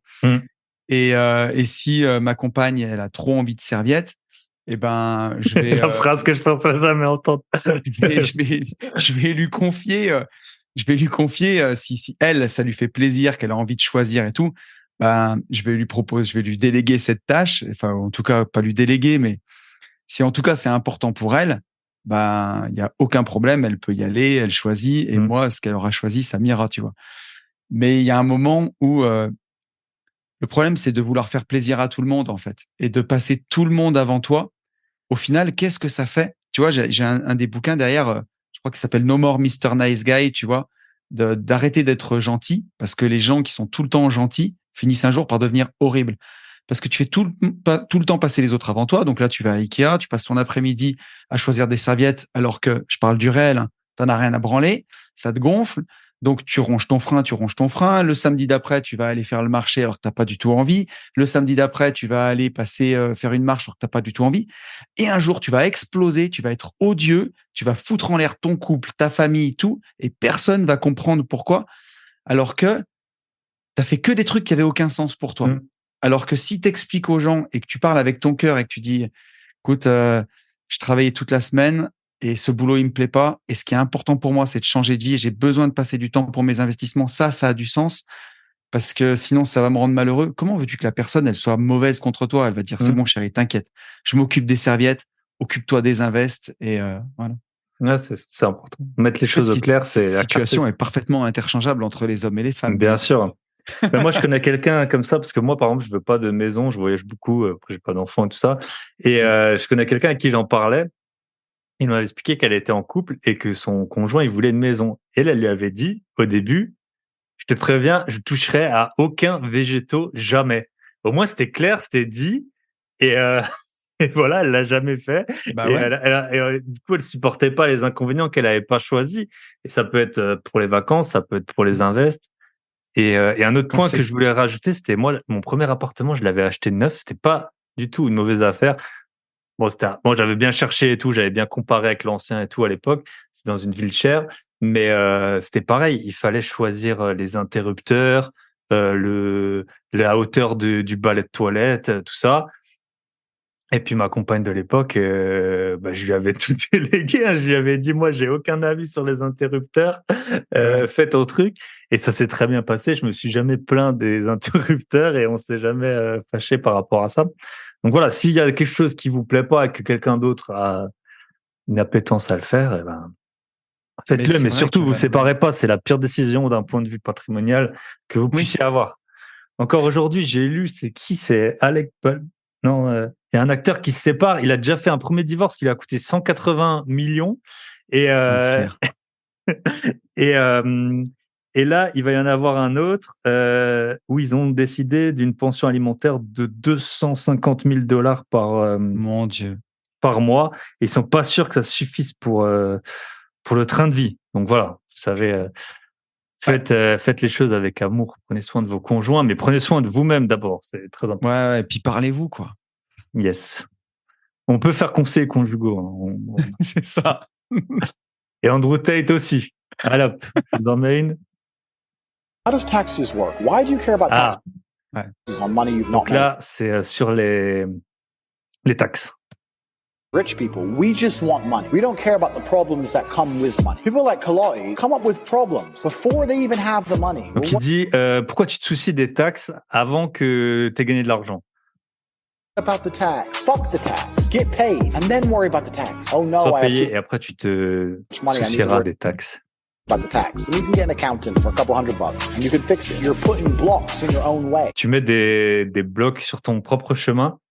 Je sais pas si tu as un avis là-dessus. Aussi, je vais te dire, j'ai énormément de gens, d'auditeurs du podcast, de coachés, de gens du quotidien. À chaque fois qu'ils voient les biens immobiliers, les trucs, ils comprennent ce que je fais, ils te disent, mais tu dois payer des taxes, tu dois te faire éclater et tout. Oui, mais s'il m'en reste quand même plus que si j'avais rien foutu, quoi. Donc effectivement, on est en France, on est peut-être dans le deuxième pays le pire du monde pour s'enrichir du point de vue des taxes. Après, je pense qu'avec l'effet de levier du crédit qu'on a, le fait que je vais dire, tu peux quand même relativement sortir dans la rue sans gilet pare-balles, sans te faire cracher dessus ou sans te faire tuer. Il y a quand même une sécurité qui est quand même pas mal. Il y a des infrastructures, des routes. On n'est pas dans le pire pays du monde. Et en fait, comment dire, on n'est pas les plus à plaindre. Et j'ai plein de gens autour de moi qui ne pensent qu'à ça, qui me disent mais je vais me faire taxer, je vais pas y arriver. Ils ont tellement peur aussi du spectre ou d'un contrôle fiscal ou de mal déclarer leurs impôts. Il y a des gens vraiment pour eux, c'est de se dire je ne comprends rien à la déclaration d'impôt. Si j'ai un bien immobilier, je sais même pas dans quelle case je vais le mettre et ça me fait peur. Donc je préfère pas investir. Alors que comme il nous dit, on peut payer des gens pour ça. Payer des experts comptables, quelques couple of $100 et ton problème sera réglé. Mais en fait, c'était pour ça que je l'avais sélectionné. C'était vraiment que c'est la première question qui vient quasiment dès que tu parles d'un truc, c'est toi aussi, hein. Les impôts. Comment tu parles de bourse, tu parles d'IMO, les impôts. Alors, c'est vrai que les impôts, c'est important, mais bon, ça peut se gérer, ça peut se piloter, même si le gros problème en France, pour moi, c'est plutôt que ça change tout le temps, plutôt que les montants. Mais voilà, après, il y a quand même une certaine cohérence, notamment dans tout ce qui est société, ou même quand tu es en SCI ou en LMNP, tout ça. Tout est cohérent, les intérêts, tu peux toujours les déduire, les trucs comme ça. Et donc voilà, c'est les taxes, c'est un truc de fou. Et en fait, tu te poses des questions, et en fait, ça va aller bien avec le prochain. C'est en fait, tu vois le problème à l'envers. J'allais dire, l'argent, et après tu verras. J'allais te dire, Thibaut, pour compléter, cette année, c'est la première fois de toute ma vie où je délègue ma déclaration d'IR perso à mon expert comptable. Parce que l'année dernière, j'y ai passé quasiment 5 heures pour rentrer tous les biens immobiliers et pas me tromper. Et cette année, j'ai dit, elle ira beaucoup plus vite que moi, elle le fera sans erreur, ce sera beaucoup mieux fait. Et je l'ai délégué, tu vois. Et donc, sur les sociétés, elle s'en occupe. Sur le perso, elle s'en occupe. Bien sûr que t'en payes, mais il vaut mieux focalisez-vous sur gagner le plus d'argent possible. Et après les impôts, vous payerez un comptable, un avocat fiscaliste qui viendra mettre le nez dedans et qui viendra vous aider à alléger un peu la facture. Il y en aura toujours à payer en France, quoi. Mais ouais. Et c'est vrai que moi, je parlais avec une investisseuse, donc ça, notre point de vue, mais qui, quand elle embauche des personnels de ménage, c'est hyper courant en fait, donc les gens ils sont en micro-entreprise qui déclarent ils payent a posteriori de ce qu'ils ont gagné. Et il y en a plein qui lui disent ouais, on m'a dit que si je travaille pour vous, je vais avoir des dettes. C'est vraiment un truc pour des gens très simples, quoi. Enfin des ménages. Et donc tu vois un peu le problème. Et ça, je pense que tu vois d'un point, en fait, ça dessert tout le monde. Parce que l'État, il a moins de rentrées parce que les gens, ils font rien parce qu'ils ont trop peur des taxes. Les gens, ils font rien parce que, je sais pas, il y a eu vraiment, alors je sais pas si c'est l'État qui a mis en place, enfin, je sais pas d'où ça vient, mais c'est vraiment, tout le monde est super flippé de ça parce qu'on entend des histoires, parce que, et c'est vrai que les impôts sont tellement lourds que ça peut quand même t'handicaper, mais faites les choses et puis après, tu verras. Et puis ça me mène bien au réel suivant que je vais lancer, ok? Parti. A business is money in. When you want to start a business, your number one concern is how do I get money in? Le premier, donc il dit, un business, c'est gagner de l'argent. Ton premier problème, c'est comment je rentre de l'argent. Nothing else. Rien d'autre. Everyone who starts a business starts talking about everything else. Les You gens, need ils an parlent de tout le reste. office. Why do you need an office? No one's paid you yet. And you're talking about an office? I need a new laptop. Why? No one's paid you yet. You're talking about laptop? You don't need anything until people start giving you money. Money in is a business. Money out is vanity. Donc, il dit, qu'est-ce que tu veux? Des bureaux, un laptop, un portable. Money in is the business. Money out is vanity. Very easy for me to think of a business, buy an office, buy laptops, hire staff, get an accountant, sort out the tax records, register the company online, get business cards, get a logo and get that trademark. And Avoir I'm des doing logos, des marques all this déposées. shit. I'm spending all this money, wasting all this time, and no one's paid me Et anything. personne m'a toujours pas payé alors que j'ai mon logo, j'ai embauché du monde, j'ai des bureaux. It ain't a business. When you want to start a business, the first question is where's the money? How are you gonna get paid? Comment, il dit, tu veux démarrer un business? La première question, c'est comment tu seras payé? Is it Est-ce que c'est en PayPal? Is it PayPal? Est-ce que c'est en Stripe? Is it Bitcoin? Bitcoin? How are you gonna get paid? How can people pay you? oui. And how are you gonna convince them to do that? Comment tu te fais payer et comment tu convaincs les gens de te payer? How are you gonna convince them to pay you? When you've worked that out, you can work the rest out. Et, oui. ouais. Et en fait, là, enfin, moi, ça m'a rappelé parce que c'est assez marrant, là, dans mes podcasts, j'ai eu Yann Darwin, j'ai rencontré Michael Ferrari, je pense que tu le connais au moins des réseaux. Et un dernier que j'écoutais quand j'ai commencé à acheter beaucoup de biens en France. Je l'aimais bien, Michael Ferrari. C'est un des premiers livres que j'ai lu. Ouais. Ça fait longtemps qu'il est là, Michael Ferrari. Yes. Et un des premiers que j'écoutais aussi, c'était Pierre Ollier. Je pense que tu connais aussi. Ouais, bien sûr. Lui, il disait un truc. Tu parles, mais où est-ce que les gens ils mettent la carte de crédit? Il répétait trop souvent. Tu fais plein de trucs, mais comment les gens ils te payent, quoi? Et après, j'avais vu, il avait Il y avait Anicette qui disait ça aussi. le truc, tu sais, ClickFunnels, je crois que c'était, tu sais, comme les YouTube, les posters, enfin les tableaux. $1 million. Ouais, et il avait ça. Et je me suis dit, mais attends, ce gars, parce que c'est pas de l'immobilier, c'est de ClickFunnels, donc son business online, il lui a rapporté $1 million. Je trouve ça complètement dingue. Je me rappelle. Et voilà, Je me rappelle. Et Anicette, il disait la même chose. Il disait, s'il y a pas les gens peuvent pas mettre leur numéro de CB sur Internet, bah, aujourd'hui, tu t'as pas de business, quoi, tu vois, ou un truc comme ça. Non, c'est trop intéressant. Et donc, c'est ça. Donc, si vous voulez vous lancer, le logo, déjà, on peut en faire un en 2 secondes. On peut payer des gens sur comeup.com, là, ou Fiverr. Ouais. Tu peux tout déléguer, mais commence par savoir avoir un produit, le vendre, et puis ensuite. Et aussi parce que le marché, le marché, c'est le vrai marché. Enfin, il ment pas, en fait. Non. Soit t'as beau avoir toutes les meilleures idées du monde que tu veux, parfois ça peut prendre du temps, parfois il y a des choses, tu crois que ça va se vendre, ça se vend pas. Tu vois, il y a des trucs qui marchent mieux que d'autres et tu peux pas savoir à l'avance tant que t'as pas lancé. Bien sûr. Mais tu vois, après, c'est pour ça que l'immobilier, moi, j'ai tellement aimé ça parce que quand tu as des loyers qui rentrent tous les mois, tu as un peu plus le temps de développer un business. Parce que tu vois, ce qu'il explique là, quand tu fais un podcast comme nous, bon, ben, tu le fais aussi pour la passion, quoi. Enfin, moi, pendant 1 an, j'avais absolument rien à vendre, tu vois. Et ça, j'ai pu le faire parce que mon frigo, il se remplissait tout seul grâce au loyer, quoi. Et ça, je trouve que c'est important. Mais après, pour le reste, c'est sûr que je suis d'accord avec toi. J'ai vu beaucoup d'entrepreneurs autour de moi se poser la question de la forme juridique de leur société. Est-ce que je fais une SAS? Est-ce que je fais une SASU? Est-ce que je fais une SCI? Comment je vais appeler ma boîte? Comment je fais mes cartes de visite? Et derrière, tu te dis, mais tu as acheté quoi? Ben, pour l'instant, j'ai rien. J'ai même pas visité. J'ai pas de bien immobilier. J'ai rien du tout. Ouais, c'est ça. C'est pourquoi c'est aussi parce que tu penses quand tu as un boulot, tu penses de 21h à 23h et en fait tout est fermé. Donc c'est un peu le seul truc que tu peux faire quand on est là. Et après, là où je voulais revenir sur le marché, je pense que toi tu l'as avec la division foncière où moi j'ai 2 formations, une sur le podcast justement parce que ça m'a changé la vie de façon incroyable et une aussi parce que je loue quand je suis pas là, je loue une partie de mon appartement sur Booking Airbnb, ça m'a rapporté en 3 mois à peu près 7 000 €. Ah oui, en fait, les gens, et toi, je pense que c'est pareil avec la division. C'est pas un truc sexy. Et donc, moi, je suis persuadé que c'est trop bien. Mais en fait, c'est hyper dur à vendre. Et toi, moi, j'ai lu ton livre.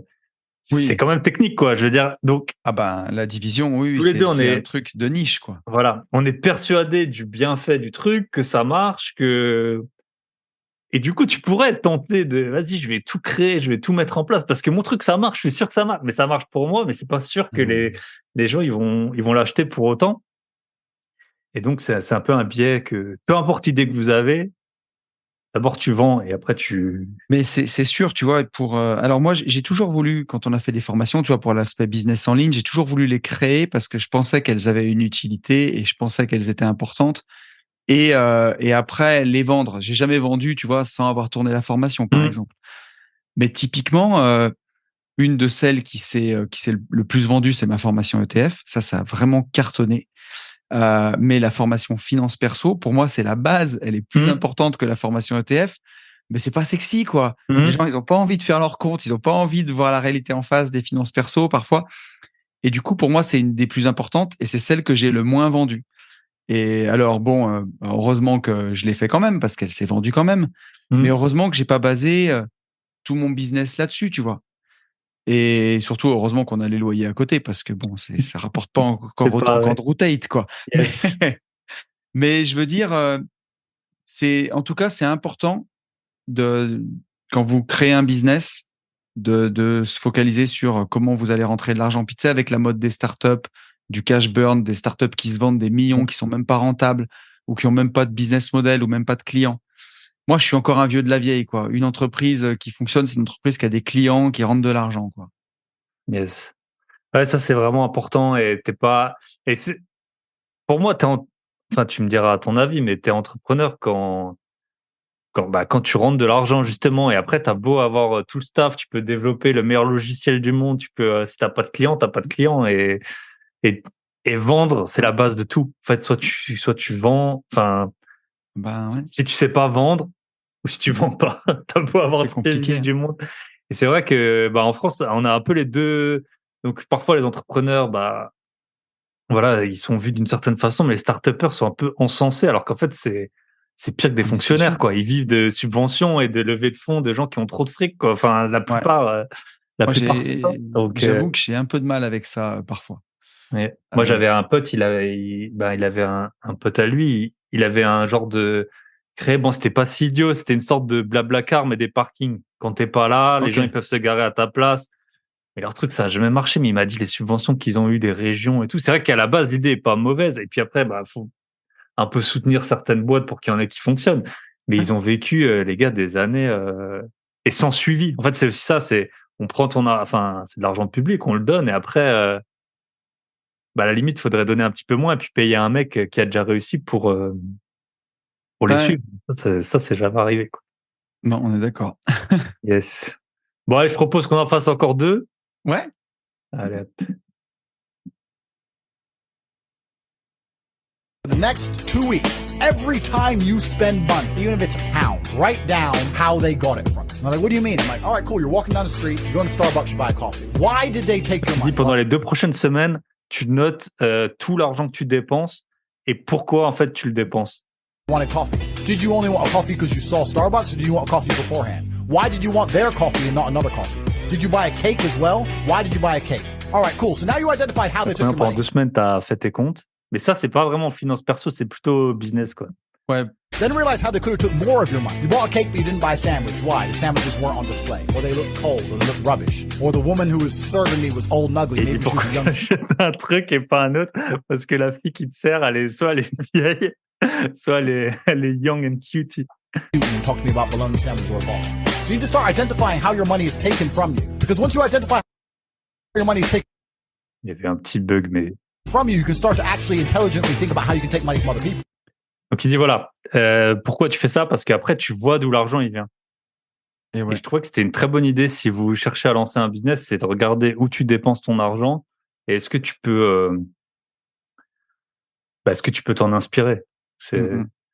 Et en fait, ce qui m'a fait aussi rire, c'est il y a un gars, je pense que tu le connais aussi, Tugan Barra, c'est un marketeur. J'aimerais bien l'avoir sur le podcast. J'ai déjà eu des contacts avec. Il est complètement fou.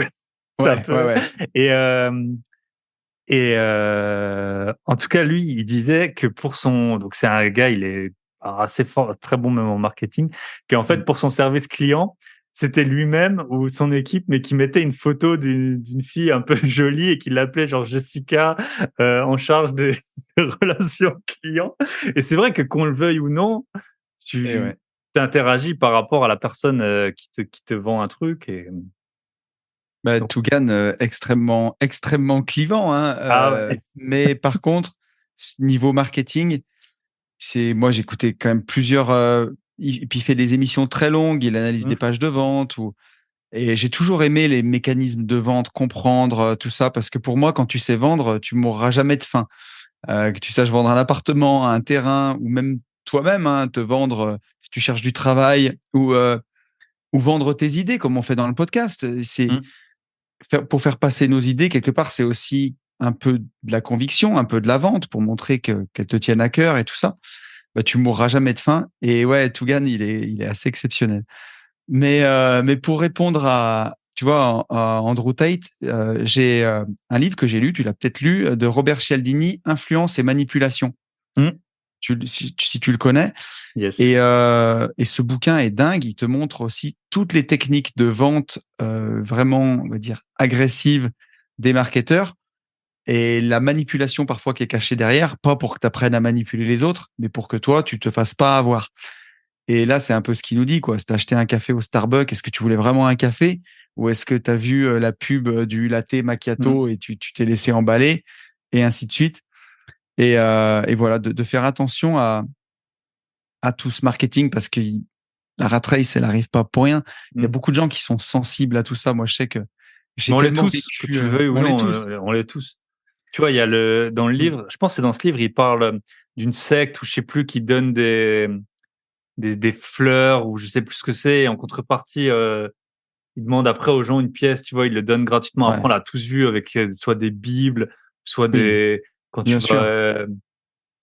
au Maghreb, t'en as qui te donnent des genres de bracelets. Enfin, quand tu es habitué à voyager, c'est un Mm, peu mm. un hack courant. En fait, Ouais, une fois que tu as su ça, donc soit tu prends l'objet, bah merci, vous m'avez dit que c'est gratuit et tu t'en vas. Ça dépend où t'es, hein. Quand t'es pas dans ton pays, je vous conseille pas de le faire. Ou soit, bah t'es au courant de ça et tu prends juste pas l'objet, tu le touches jamais et tu te fais pas avoir. Et il y a des gens ouais. super brillants. Moi, j'ai déjà vu des amis à moi, bah, qui sont pas du tout bêtes, qui se sont fait avoir et j'avais beau Mais les bien prévenir. sûr. Et, et Mais voilà, la vente, c'est pas forcément c'est pas un mot qui est négatif, mais forcément, si tu vends pas, t'as beau avoir le meilleur produit, mais ça, j'en suis convaincu parce que tu vois, il y a beaucoup de gens qui vont dire, mais un beau produit, il parlera pour lui-même. Et ça, Mmh. c'est complètement faux. Un bon produit, s'il est mal marketé, bah, il trouvera pas son public. Et après, un bon produit peut devenir viral, hein, par le bouche à oreille. Mais il faut au départ qu'il trouve son public. Donc, si tu fais un bon produit, si tu es convaincu de ce que tu vends, que ça peut aider les gens, tu vois, ta formation podcast ou ta formation pour apprendre à louer sa maison, tu sais que les gens ils vont gagner de l'argent, que tu as mis ton cœur, qu'elle est bien. Donc, tu dois avoir aucun mal à faire du marketing, à en Mmh. parler, à dire, mais venez l'acheter, elle est trop bien. Tu vois, moi, ma formation ETF, mais toutes les autres, je le dis souvent, je le dis, mais prenez-la, vous ne serez pas déçus, je vous rembourse. C'est impossible que vous soyez Mmh. déçus, tellement j'ai mis mon cœur, tellement c'est bien, tellement je me suis cassé la tête. Le problème, c'est qu'il y a des gens c'est le dark side du marketing, c'est qu'ils vous font un produit de merde et qui vous le vendent avec cette conviction. Et là, quand vous achetez, vous êtes déçus. Mais Ouais. ça On a nous tous eu, apprend. On l'a toi, tous eu, on hein. a un tout petit écart d'âge, mais moi, j'avais par exemple la Game Gear. C'était une console portable en Ouais. couleur pendant que tout le monde avait des Game Boy. Et la Game Gear, c'était 10 fois mieux. Mais sauf qu'ils l'ont mal marketé Ouais, et personne s'en rappelle. Et c'est le produit, le bon produit, peut pas. Les gens, ils avaient le truc, bien ils avaient sûr. des lampes de poche et tout pour les Game Boy. Il y a plein d'exemples comme ça, que ce soit avec les voitures, que ce soit avec les téléphones, que ce soit avec. Ah, mais c'est certain. Et en fait, de pas vouloir voir les ficelles de la vente, au final, des fois, t'es celui qui se fait avoir, quoi. Hmm. Alors que de comprendre comment ça fonctionne, ben, tu te fais pas Yes. avoir, quoi. Et je pense que c'est dans ce livre aussi, il dit, tu sais que en fait, on se compare toujours au nombre. Et je crois même qu'il parle de juges. Il dit, on a fait un test avec des juges Et pour qu'il donne des peines, bon, c'était pour des peines assez légères. Mais avant, il devait jeter des dés. Et en fait, plus le score du dé qui avait rien à voir, en gros, c'était une peine de 1 à 12 mois de prison. Et en gros, plus il faisait un 12, plus la personne après, elle allait prendre 12 mois de prison, enfin en tout cas une peine élevée. Et plus le score était bas. Et ça, quand tu le sais, ça t'aide beaucoup parce que parfois, tu achètes des biens immo, on te les survend. Et toi, tu sais, refais tes calculs. Parce que c'est pas parce que tu vas négocier 20, 30, 40 000 euros que tu vas faire une bonne affaire. Parce que tu sais que si plus on te demande, et toi, à l'inverse, quand tu négocies, plus tu arrives à faire une offre basse sans te faire frapper, c'est à peu près ça, plus tu as de chances de payer un bon prix, quoi. Donc, c'est super important d'être mais conscient. complètement. Ou tu vois, par exemple, créer une dette chez quelqu'un. Ça, moi, c'est quelque chose que j'ai fait. On peut dire consciemment, parce que ça serait la vérité, mais il y a un agent IMO avec qui j'avais envie de travailler depuis des années, que je voyais tout le temps faire. Je savais qu'il amenait beaucoup d'affaires, que c'était quelqu'un que j'aimais bien. On s'était déjà vu sur des visites. Mais voilà, il me filait rien, quoi. Et je me suis dit, mais en fait, faut que je lui crée une dette. Donc, j'avais 2 appartes à vendre. Je l'ai appelé. Je lui ai dit, écoutez, j'ai 2 appartes à vendre. J'aimerais vous les confier à la vente. Parce que je pense que vous êtes l'homme de la situation. Il est venu, il a visité, il a pris les mandats, il a vendu les 2. Et derrière, la dette, elle est créée quelque part. Et c'est quelqu'un qui m'a refait travailler, qui m'a emmené des affaires. Et donc, plutôt que de vous poser la question de ce que les autres peuvent faire pour vous, posez-vous la question de ce que vous pouvez faire pour les autres. Et quelque part, en rendant service le premier, ça crée une dette aussi chez les autres qui vous rendront service derrière. Bon, faut pas le faire que pour ça, mais Bien moi, sûr. j'étais content. Il était très très bon, hein, il m'a bien vendu mes 2 apparts, donc c'était fantastique. Mais voilà, ça fonctionne aussi. Ça me fait penser, j'ai un ami à moi, il arrive jamais à avoir de copine et il me dit toujours, la première fois, je paye. Et alors déjà, si elles insistent tout de suite pour payer, c'est pas bon. Et sinon, souvent, elle le réinvite juste pour, si lui, il a payé, pour qu'elle, elle paye et ensuite, elle ne lui parle plus jamais, tu vois. Tellement en fait, c'est des mécanismes. Ils disent que c'est souvent, Alors moi, je vais te sûrement donner que la ma technique civilisation s'est après. développée comme ça, en fait, que tu rends service et que c'est comme ça qu'on a pu créer des maisons et tout ça. En gros, que voilà, tu rends le service qu'on t'a donné. Moi, j'avais une petite technique de manipulation, mais j'espère que les femmes, elles m'en voudront pas. Mais quand j'étais, j'ai pas fait beaucoup, mais quand j'étais célibataire et que je sortais, tu vois, avec des copains et tout, et quand les filles me demandaient si j'avais une copine, j'étais célibataire, pur célibataire. Mais je disais toujours, je fréquente, oui, je fréquente quelqu'un en ce moment, mais ça fait pas longtemps, ça fait quelques semaines à peine, c'est pas vraiment sérieux. Mais comme ça, la personne en face se disait, tiens, s'il y a une fille qui a pu s'intéresser à lui, c'est que c'est bon et ça doit pas être ni un psychopathe ni un fou. J'ai déjà été validé par une autre fille, donc du coup ça a engagé la conversation et des fois ça pouvait aller plus loin ou pas, mais si jamais je disais ouais je suis célibataire, demi-tour et si j'étais déjà tricard, c'était fichu quoi, tu vois. Ouais. Parce que ça veut dire le mec va C'est être ça. mort de faim, il est là que pour ça, tu vois. Et... Pas plus tard qu'hier, on a un membre là qu'on accompagne, il me dit ouais j'ai trouvé un bien, mais il est en vente depuis longtemps et et du coup j'ai peur qu'il y ait tu vois un loup. Et en fait c'est la même chose. Quand on dit ouais il y a des acheteurs qui sont intéressés, il va y avoir des offres ou c'est un peu ouais. c'est le même mécanisme psychologique quoi. Bah ouais, parce que là exactement. Hein. Quand tu fais faire une visite IMO et que l'agent il groupe les visites et que vous êtes 3 à visiter en même temps ou que tu vois les autres qui attendent dans la voiture et tu vois ceux qui repartent ou qui te dit bah oui j'ai déjà eu 3 offres, bah forcément tu veux encore plus quoi. Alors que c'est rigolo, mais très récemment on m'a présenté une excellente affaire, vraiment une excellente affaire.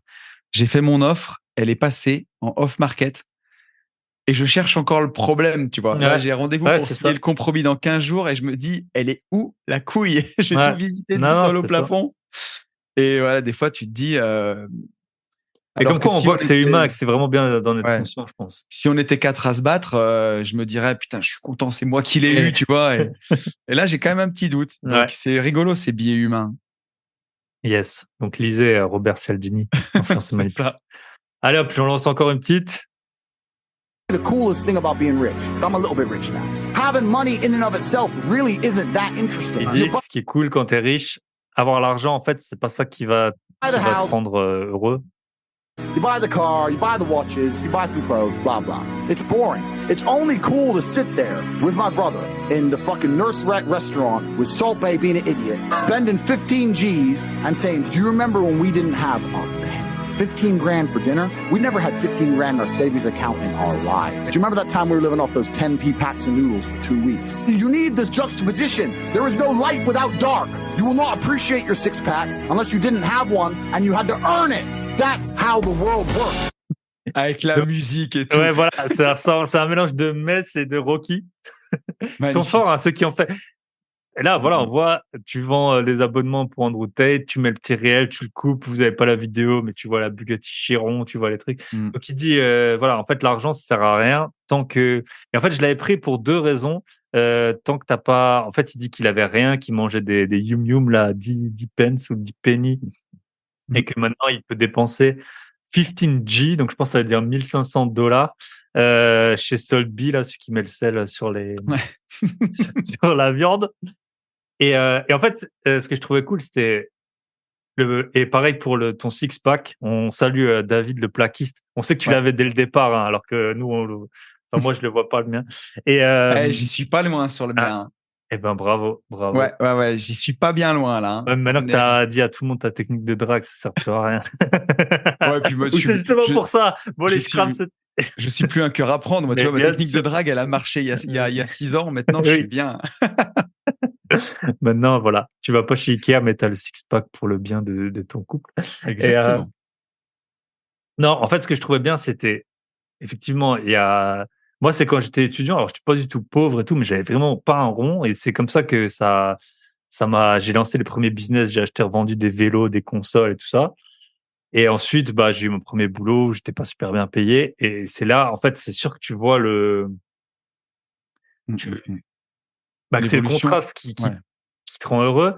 Et après, ce que j'aimais bien, c'est qu'il parlait de son frère. Et en fait, toi et moi, on a un peu un acolyte. Enfin, toi, c'est ton cousin.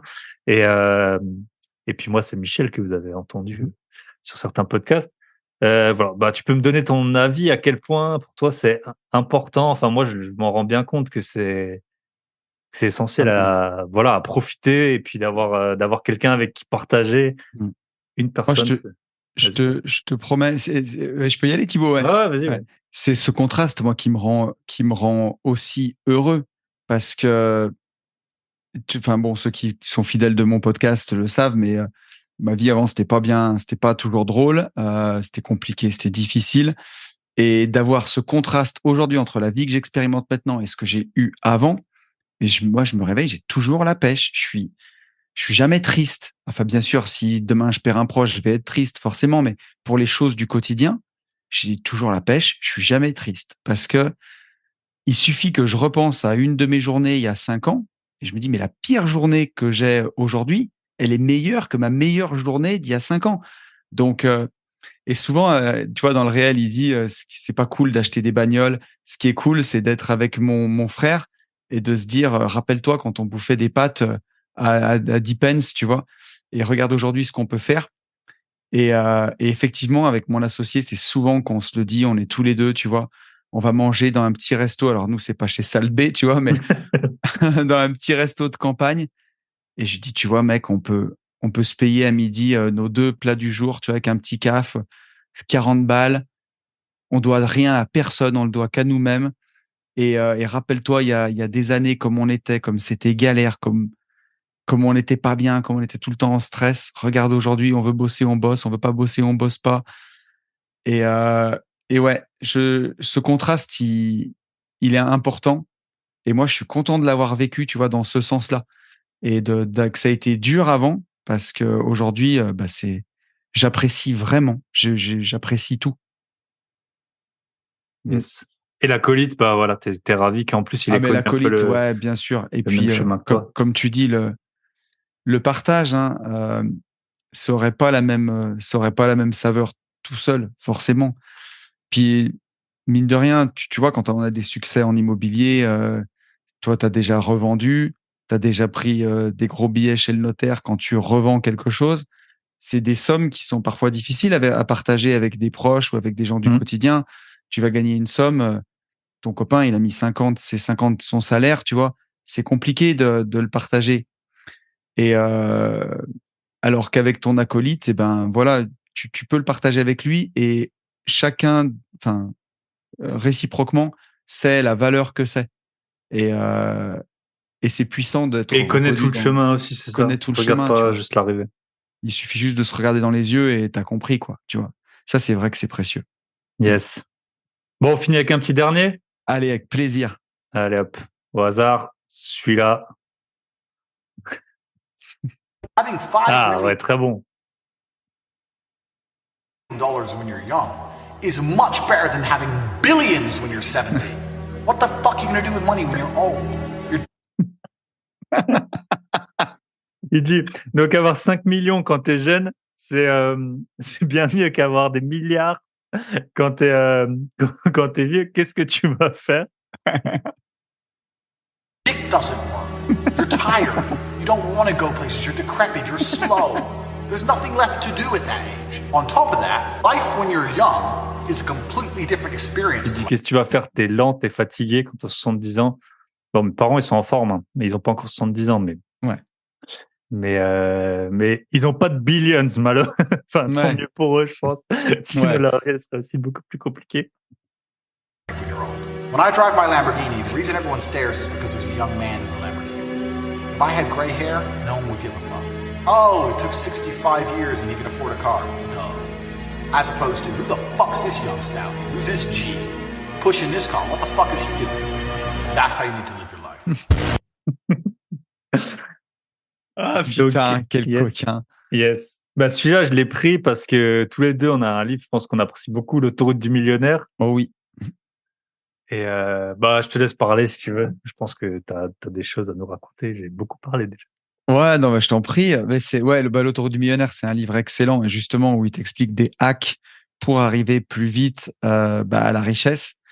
Et effectivement, dans ce réel, Andrew Tate, il nous dit que c'est beaucoup plus cool d'avoir même ne serait-ce que 5 millions quand tu es jeune que des milliards quand tu as 70 ans. Parce que quand tu as 70 ans, voilà, la Ferrari, elle fait mal au dos sur les bosses, elle est pas confortable. Tu vas plutôt t'acheter une Volvo, tu vois, que la Ferrari dont tu as toujours rêvé. Et ouais, effectivement, il y a des choses qu'il faut faire quand tu es jeune. Après, tu as d'autres plaisirs quand tu as 70 ans. Si tu as bien pris soin de ta famille, tu as tes petits-enfants. Il y a d'autres choses qui remplacent tout ça dans la vie. Mais c'est pas les moments où tu dépenses le plus d'argent. Et comment dire, c'est quand tu es jeune qu'il faut découvrir le monde pour savoir quel endroit te plaît, à la limite où tu as envie de vivre, comprendre aussi comment vivent les gens, parce que ça ouvre l'esprit d'aller voir ailleurs comment ça se passe. Tu comprends qu'en France, même si on paye énormément d'impôts, on n'est pas les plus mal lotis non plus quand tu voyages un peu. Et après, pareil, ouais, d'avoir de l'argent quand tu es jeune, c'est quand même plus stylé que après tu pourrais aider tes petits-enfants. Mais en tout cas, pour les trucs, tu vois, regarde, tiens, je vais te donner un exemple. J'ai toujours rêvé de faire du parapente. Chaque fois que j'étais dans mon ancien job, pendant 12 ans que j'ai tenu cette boîte, j'ai jamais pu en faire parce qu'il fallait partir une semaine entière. Et jamais je pouvais prendre une semaine entière. J'avais 2 semaines de vacances l'été, une semaine à Noël et des fois une semaine de plus l'été, youhou. Donc je prenais entre 3 et 4 semaines de vacances par an. Et mine de rien, tu vieillis un peu, tu vois. Et j'ai pu démarrer le parapente quand je suis devenu libre. Et j'avais 37 ou 38 ans quand j'en ai fait la première fois. Donc ça va, t'es jeune, t'es alerte, c'est trop bien. Mais imagine, tu pousses ça toute ta vie et tu le fais pas. Et à 67 ans, maintenant, tu prends ta retraite et tu te dis, oh, je vais attaquer le parapente. Mais t'attaques plus le parapente à 67 ans. Il faut courir dans un pré, faut atterrir sur les jambes. Des fois, t'atterris un peu fort. Il faut avoir quand même des genoux bien assurés. Il faut pas avoir les rotules qui partent en sucette. Donc, il y a des rêves que faut pas les commencer quand t'es vieux. Faut les faire quand t'es jeune. Donc, forcément, il a raison. Et même sans parler de viser des si gros montants, ça remet en question tu vois, parfois, j'ai des gens dans mon entourage qui sont pas entrepreneurs, qui sont salariés, et c'est vraiment tout pour la boîte, à un point qu'ils en négligent leurs conjoints, qu'ils en négligent leurs enfants, qu'ils prennent pas de vacances. Et tu vois, ça rejoint un peu le premier réel d'Andrew Tate, tu vois. À la fin, qu'est-ce qui va rester de tout ça? T'es le meilleur employé du monde, the world best employee in the world. Parce que t'es pas en train de te tromper de combat, quoi. Ouais, c'est ça, c'est à différents. il y a différentes étapes dans la vie et c'est important d'être à l'aise et d'en profiter. Et aussi, nous, on le voit souvent dans le jour, je crois que c'était Oussama Hamar, j'écoutais, il disait, j'en ai marre de traîner, de voir des gars qui ont 120 apparts et qui peuvent pas payer un resto. Et c'est vrai que nous, on a Ouais. pas mal de gens dans la communauté. Au début, après, c'est forcément tu au début, commences, c'est comme ça.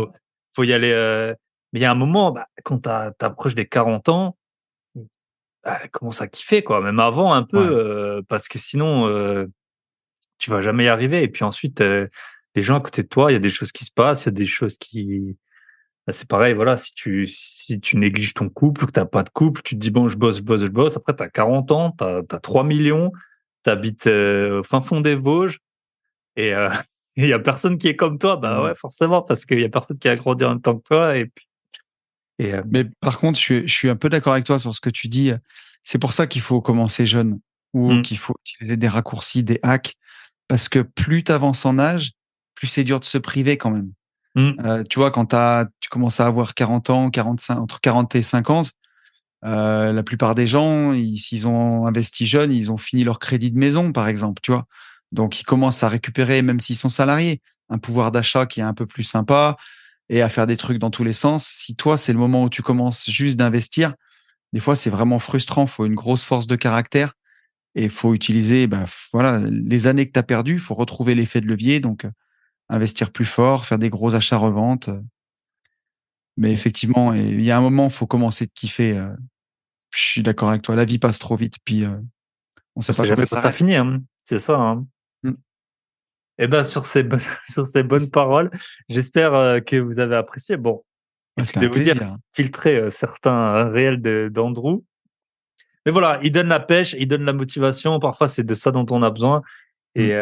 Et puis, c'est vrai que tous les deux, on découvre. Enfin, ça fait un moment qu'on est maintenant dans l'écosystème Internet, mais moi, ça a été quand même un peu une révélation que quand j'ai un peu découvert tout ça, les business en ligne, tout cet aspect. Donc, avoir un gars qui est tout en haut un peu de Ouais, la chaîne alimentaire, c'est toujours, c'est toujours super c'est c'est inspirant. fascinant, tu vois. Je me rends compte à quel point, tu vois, nous, forcément, on est dedans, que ce soit du business physique, de l'immobilier, du business Internet.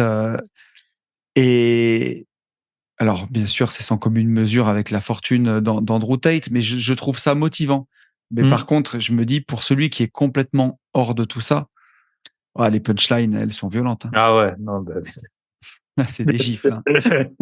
il y en a une, il dit, le matin, je me lève, plein de messages de filles, j'efface, bank account, combien j'ai gagné? Toi, t'es en train de galérer, que tu vois ça, c'est le premier réel du matin, t'as eu 0 Ouais, depuis 2 jours. Ouais, ouais, ça fait mal. yes, Mais ouais, on a évité tous les trucs. On s'est focalisé sur notre domaine, on s'est focalisé sur yes, l'argent. C'est très bien. eh oui. Bon, écoute, Tony, c'est toujours un grand plaisir Pareil. de, Puis il va falloir que je trouve une on a idée quelques, pour que tu viennes faire le match retour à la maison yes, maintenant, hein. surtout quand je me serais fait strike le podcast, que j'aurai les menottes. Ah putain. Et puis, écoute, à très bientôt. Et au pire Ouais. du pire, on se voit au repas des gentlemen, comme ça, pour tous Yes. les auditeurs qui me demandent. Voilà. Je serai là. Exactement. Top. Yes. Allez. Merci à toi. Allez, à bientôt. Salut. Bye bye. Et voilà, on arrive au terme de ce long épisode, mais c'était un peu du divertissement également. Parfois, on parle que de chiffres, que de renta, dans les actions, les ETF, quel portefeuille prendre, quel régime fiscal, etc. Et ça vous plaît bien, hein. J'ai un des épisodes les plus écoutés, c'est avec Sonine, où on parle vraiment dans le dur de compta, de fiscal, de prestations, cotisations sociales. Mais là, voilà, c'était un peu de divertissement, ça passe bien. Vous êtes au bord de la plage, les gosses sont en train de faire des petits châteaux, et vous écoutez mon podcast. Merci à vous. Si vous voulez nous rejoindre sur le podcast privé, le prix de lancement, sur la boîte à outils des investisseurs, www.boîtehabillé.com. Pour tout le reste, si vous voulez faire des milliers d'euros, des gros billets dans tous les sens, vous allez sur mon site www.grosbillet.com. On peut vous aider à tous les niveaux que vous voulez lancer votre podcast, que vous voulez faire beaucoup d'argent avec votre résidence principale ou que vous voulez carrément que je vienne en vrai chez vous accompagner avec quelqu'un au profil très différent du mien. Comme ça, on couvre énormément des zones qui pourraient exister. Tout ça, ça se passe où? Ça se passe sur grosbillet.com. Et laissez-moi une petite review sur Apple Podcast et partagez comme toujours pour avoir toujours plus d'épisodes. Voilà, ça me prend un temps considérable et j'adore le faire. Donc, je vous souhaite une très bonne semaine. Prenez soin de vous, prenez soin de votre famille, prenez soin de vos gros billets. Bye bye.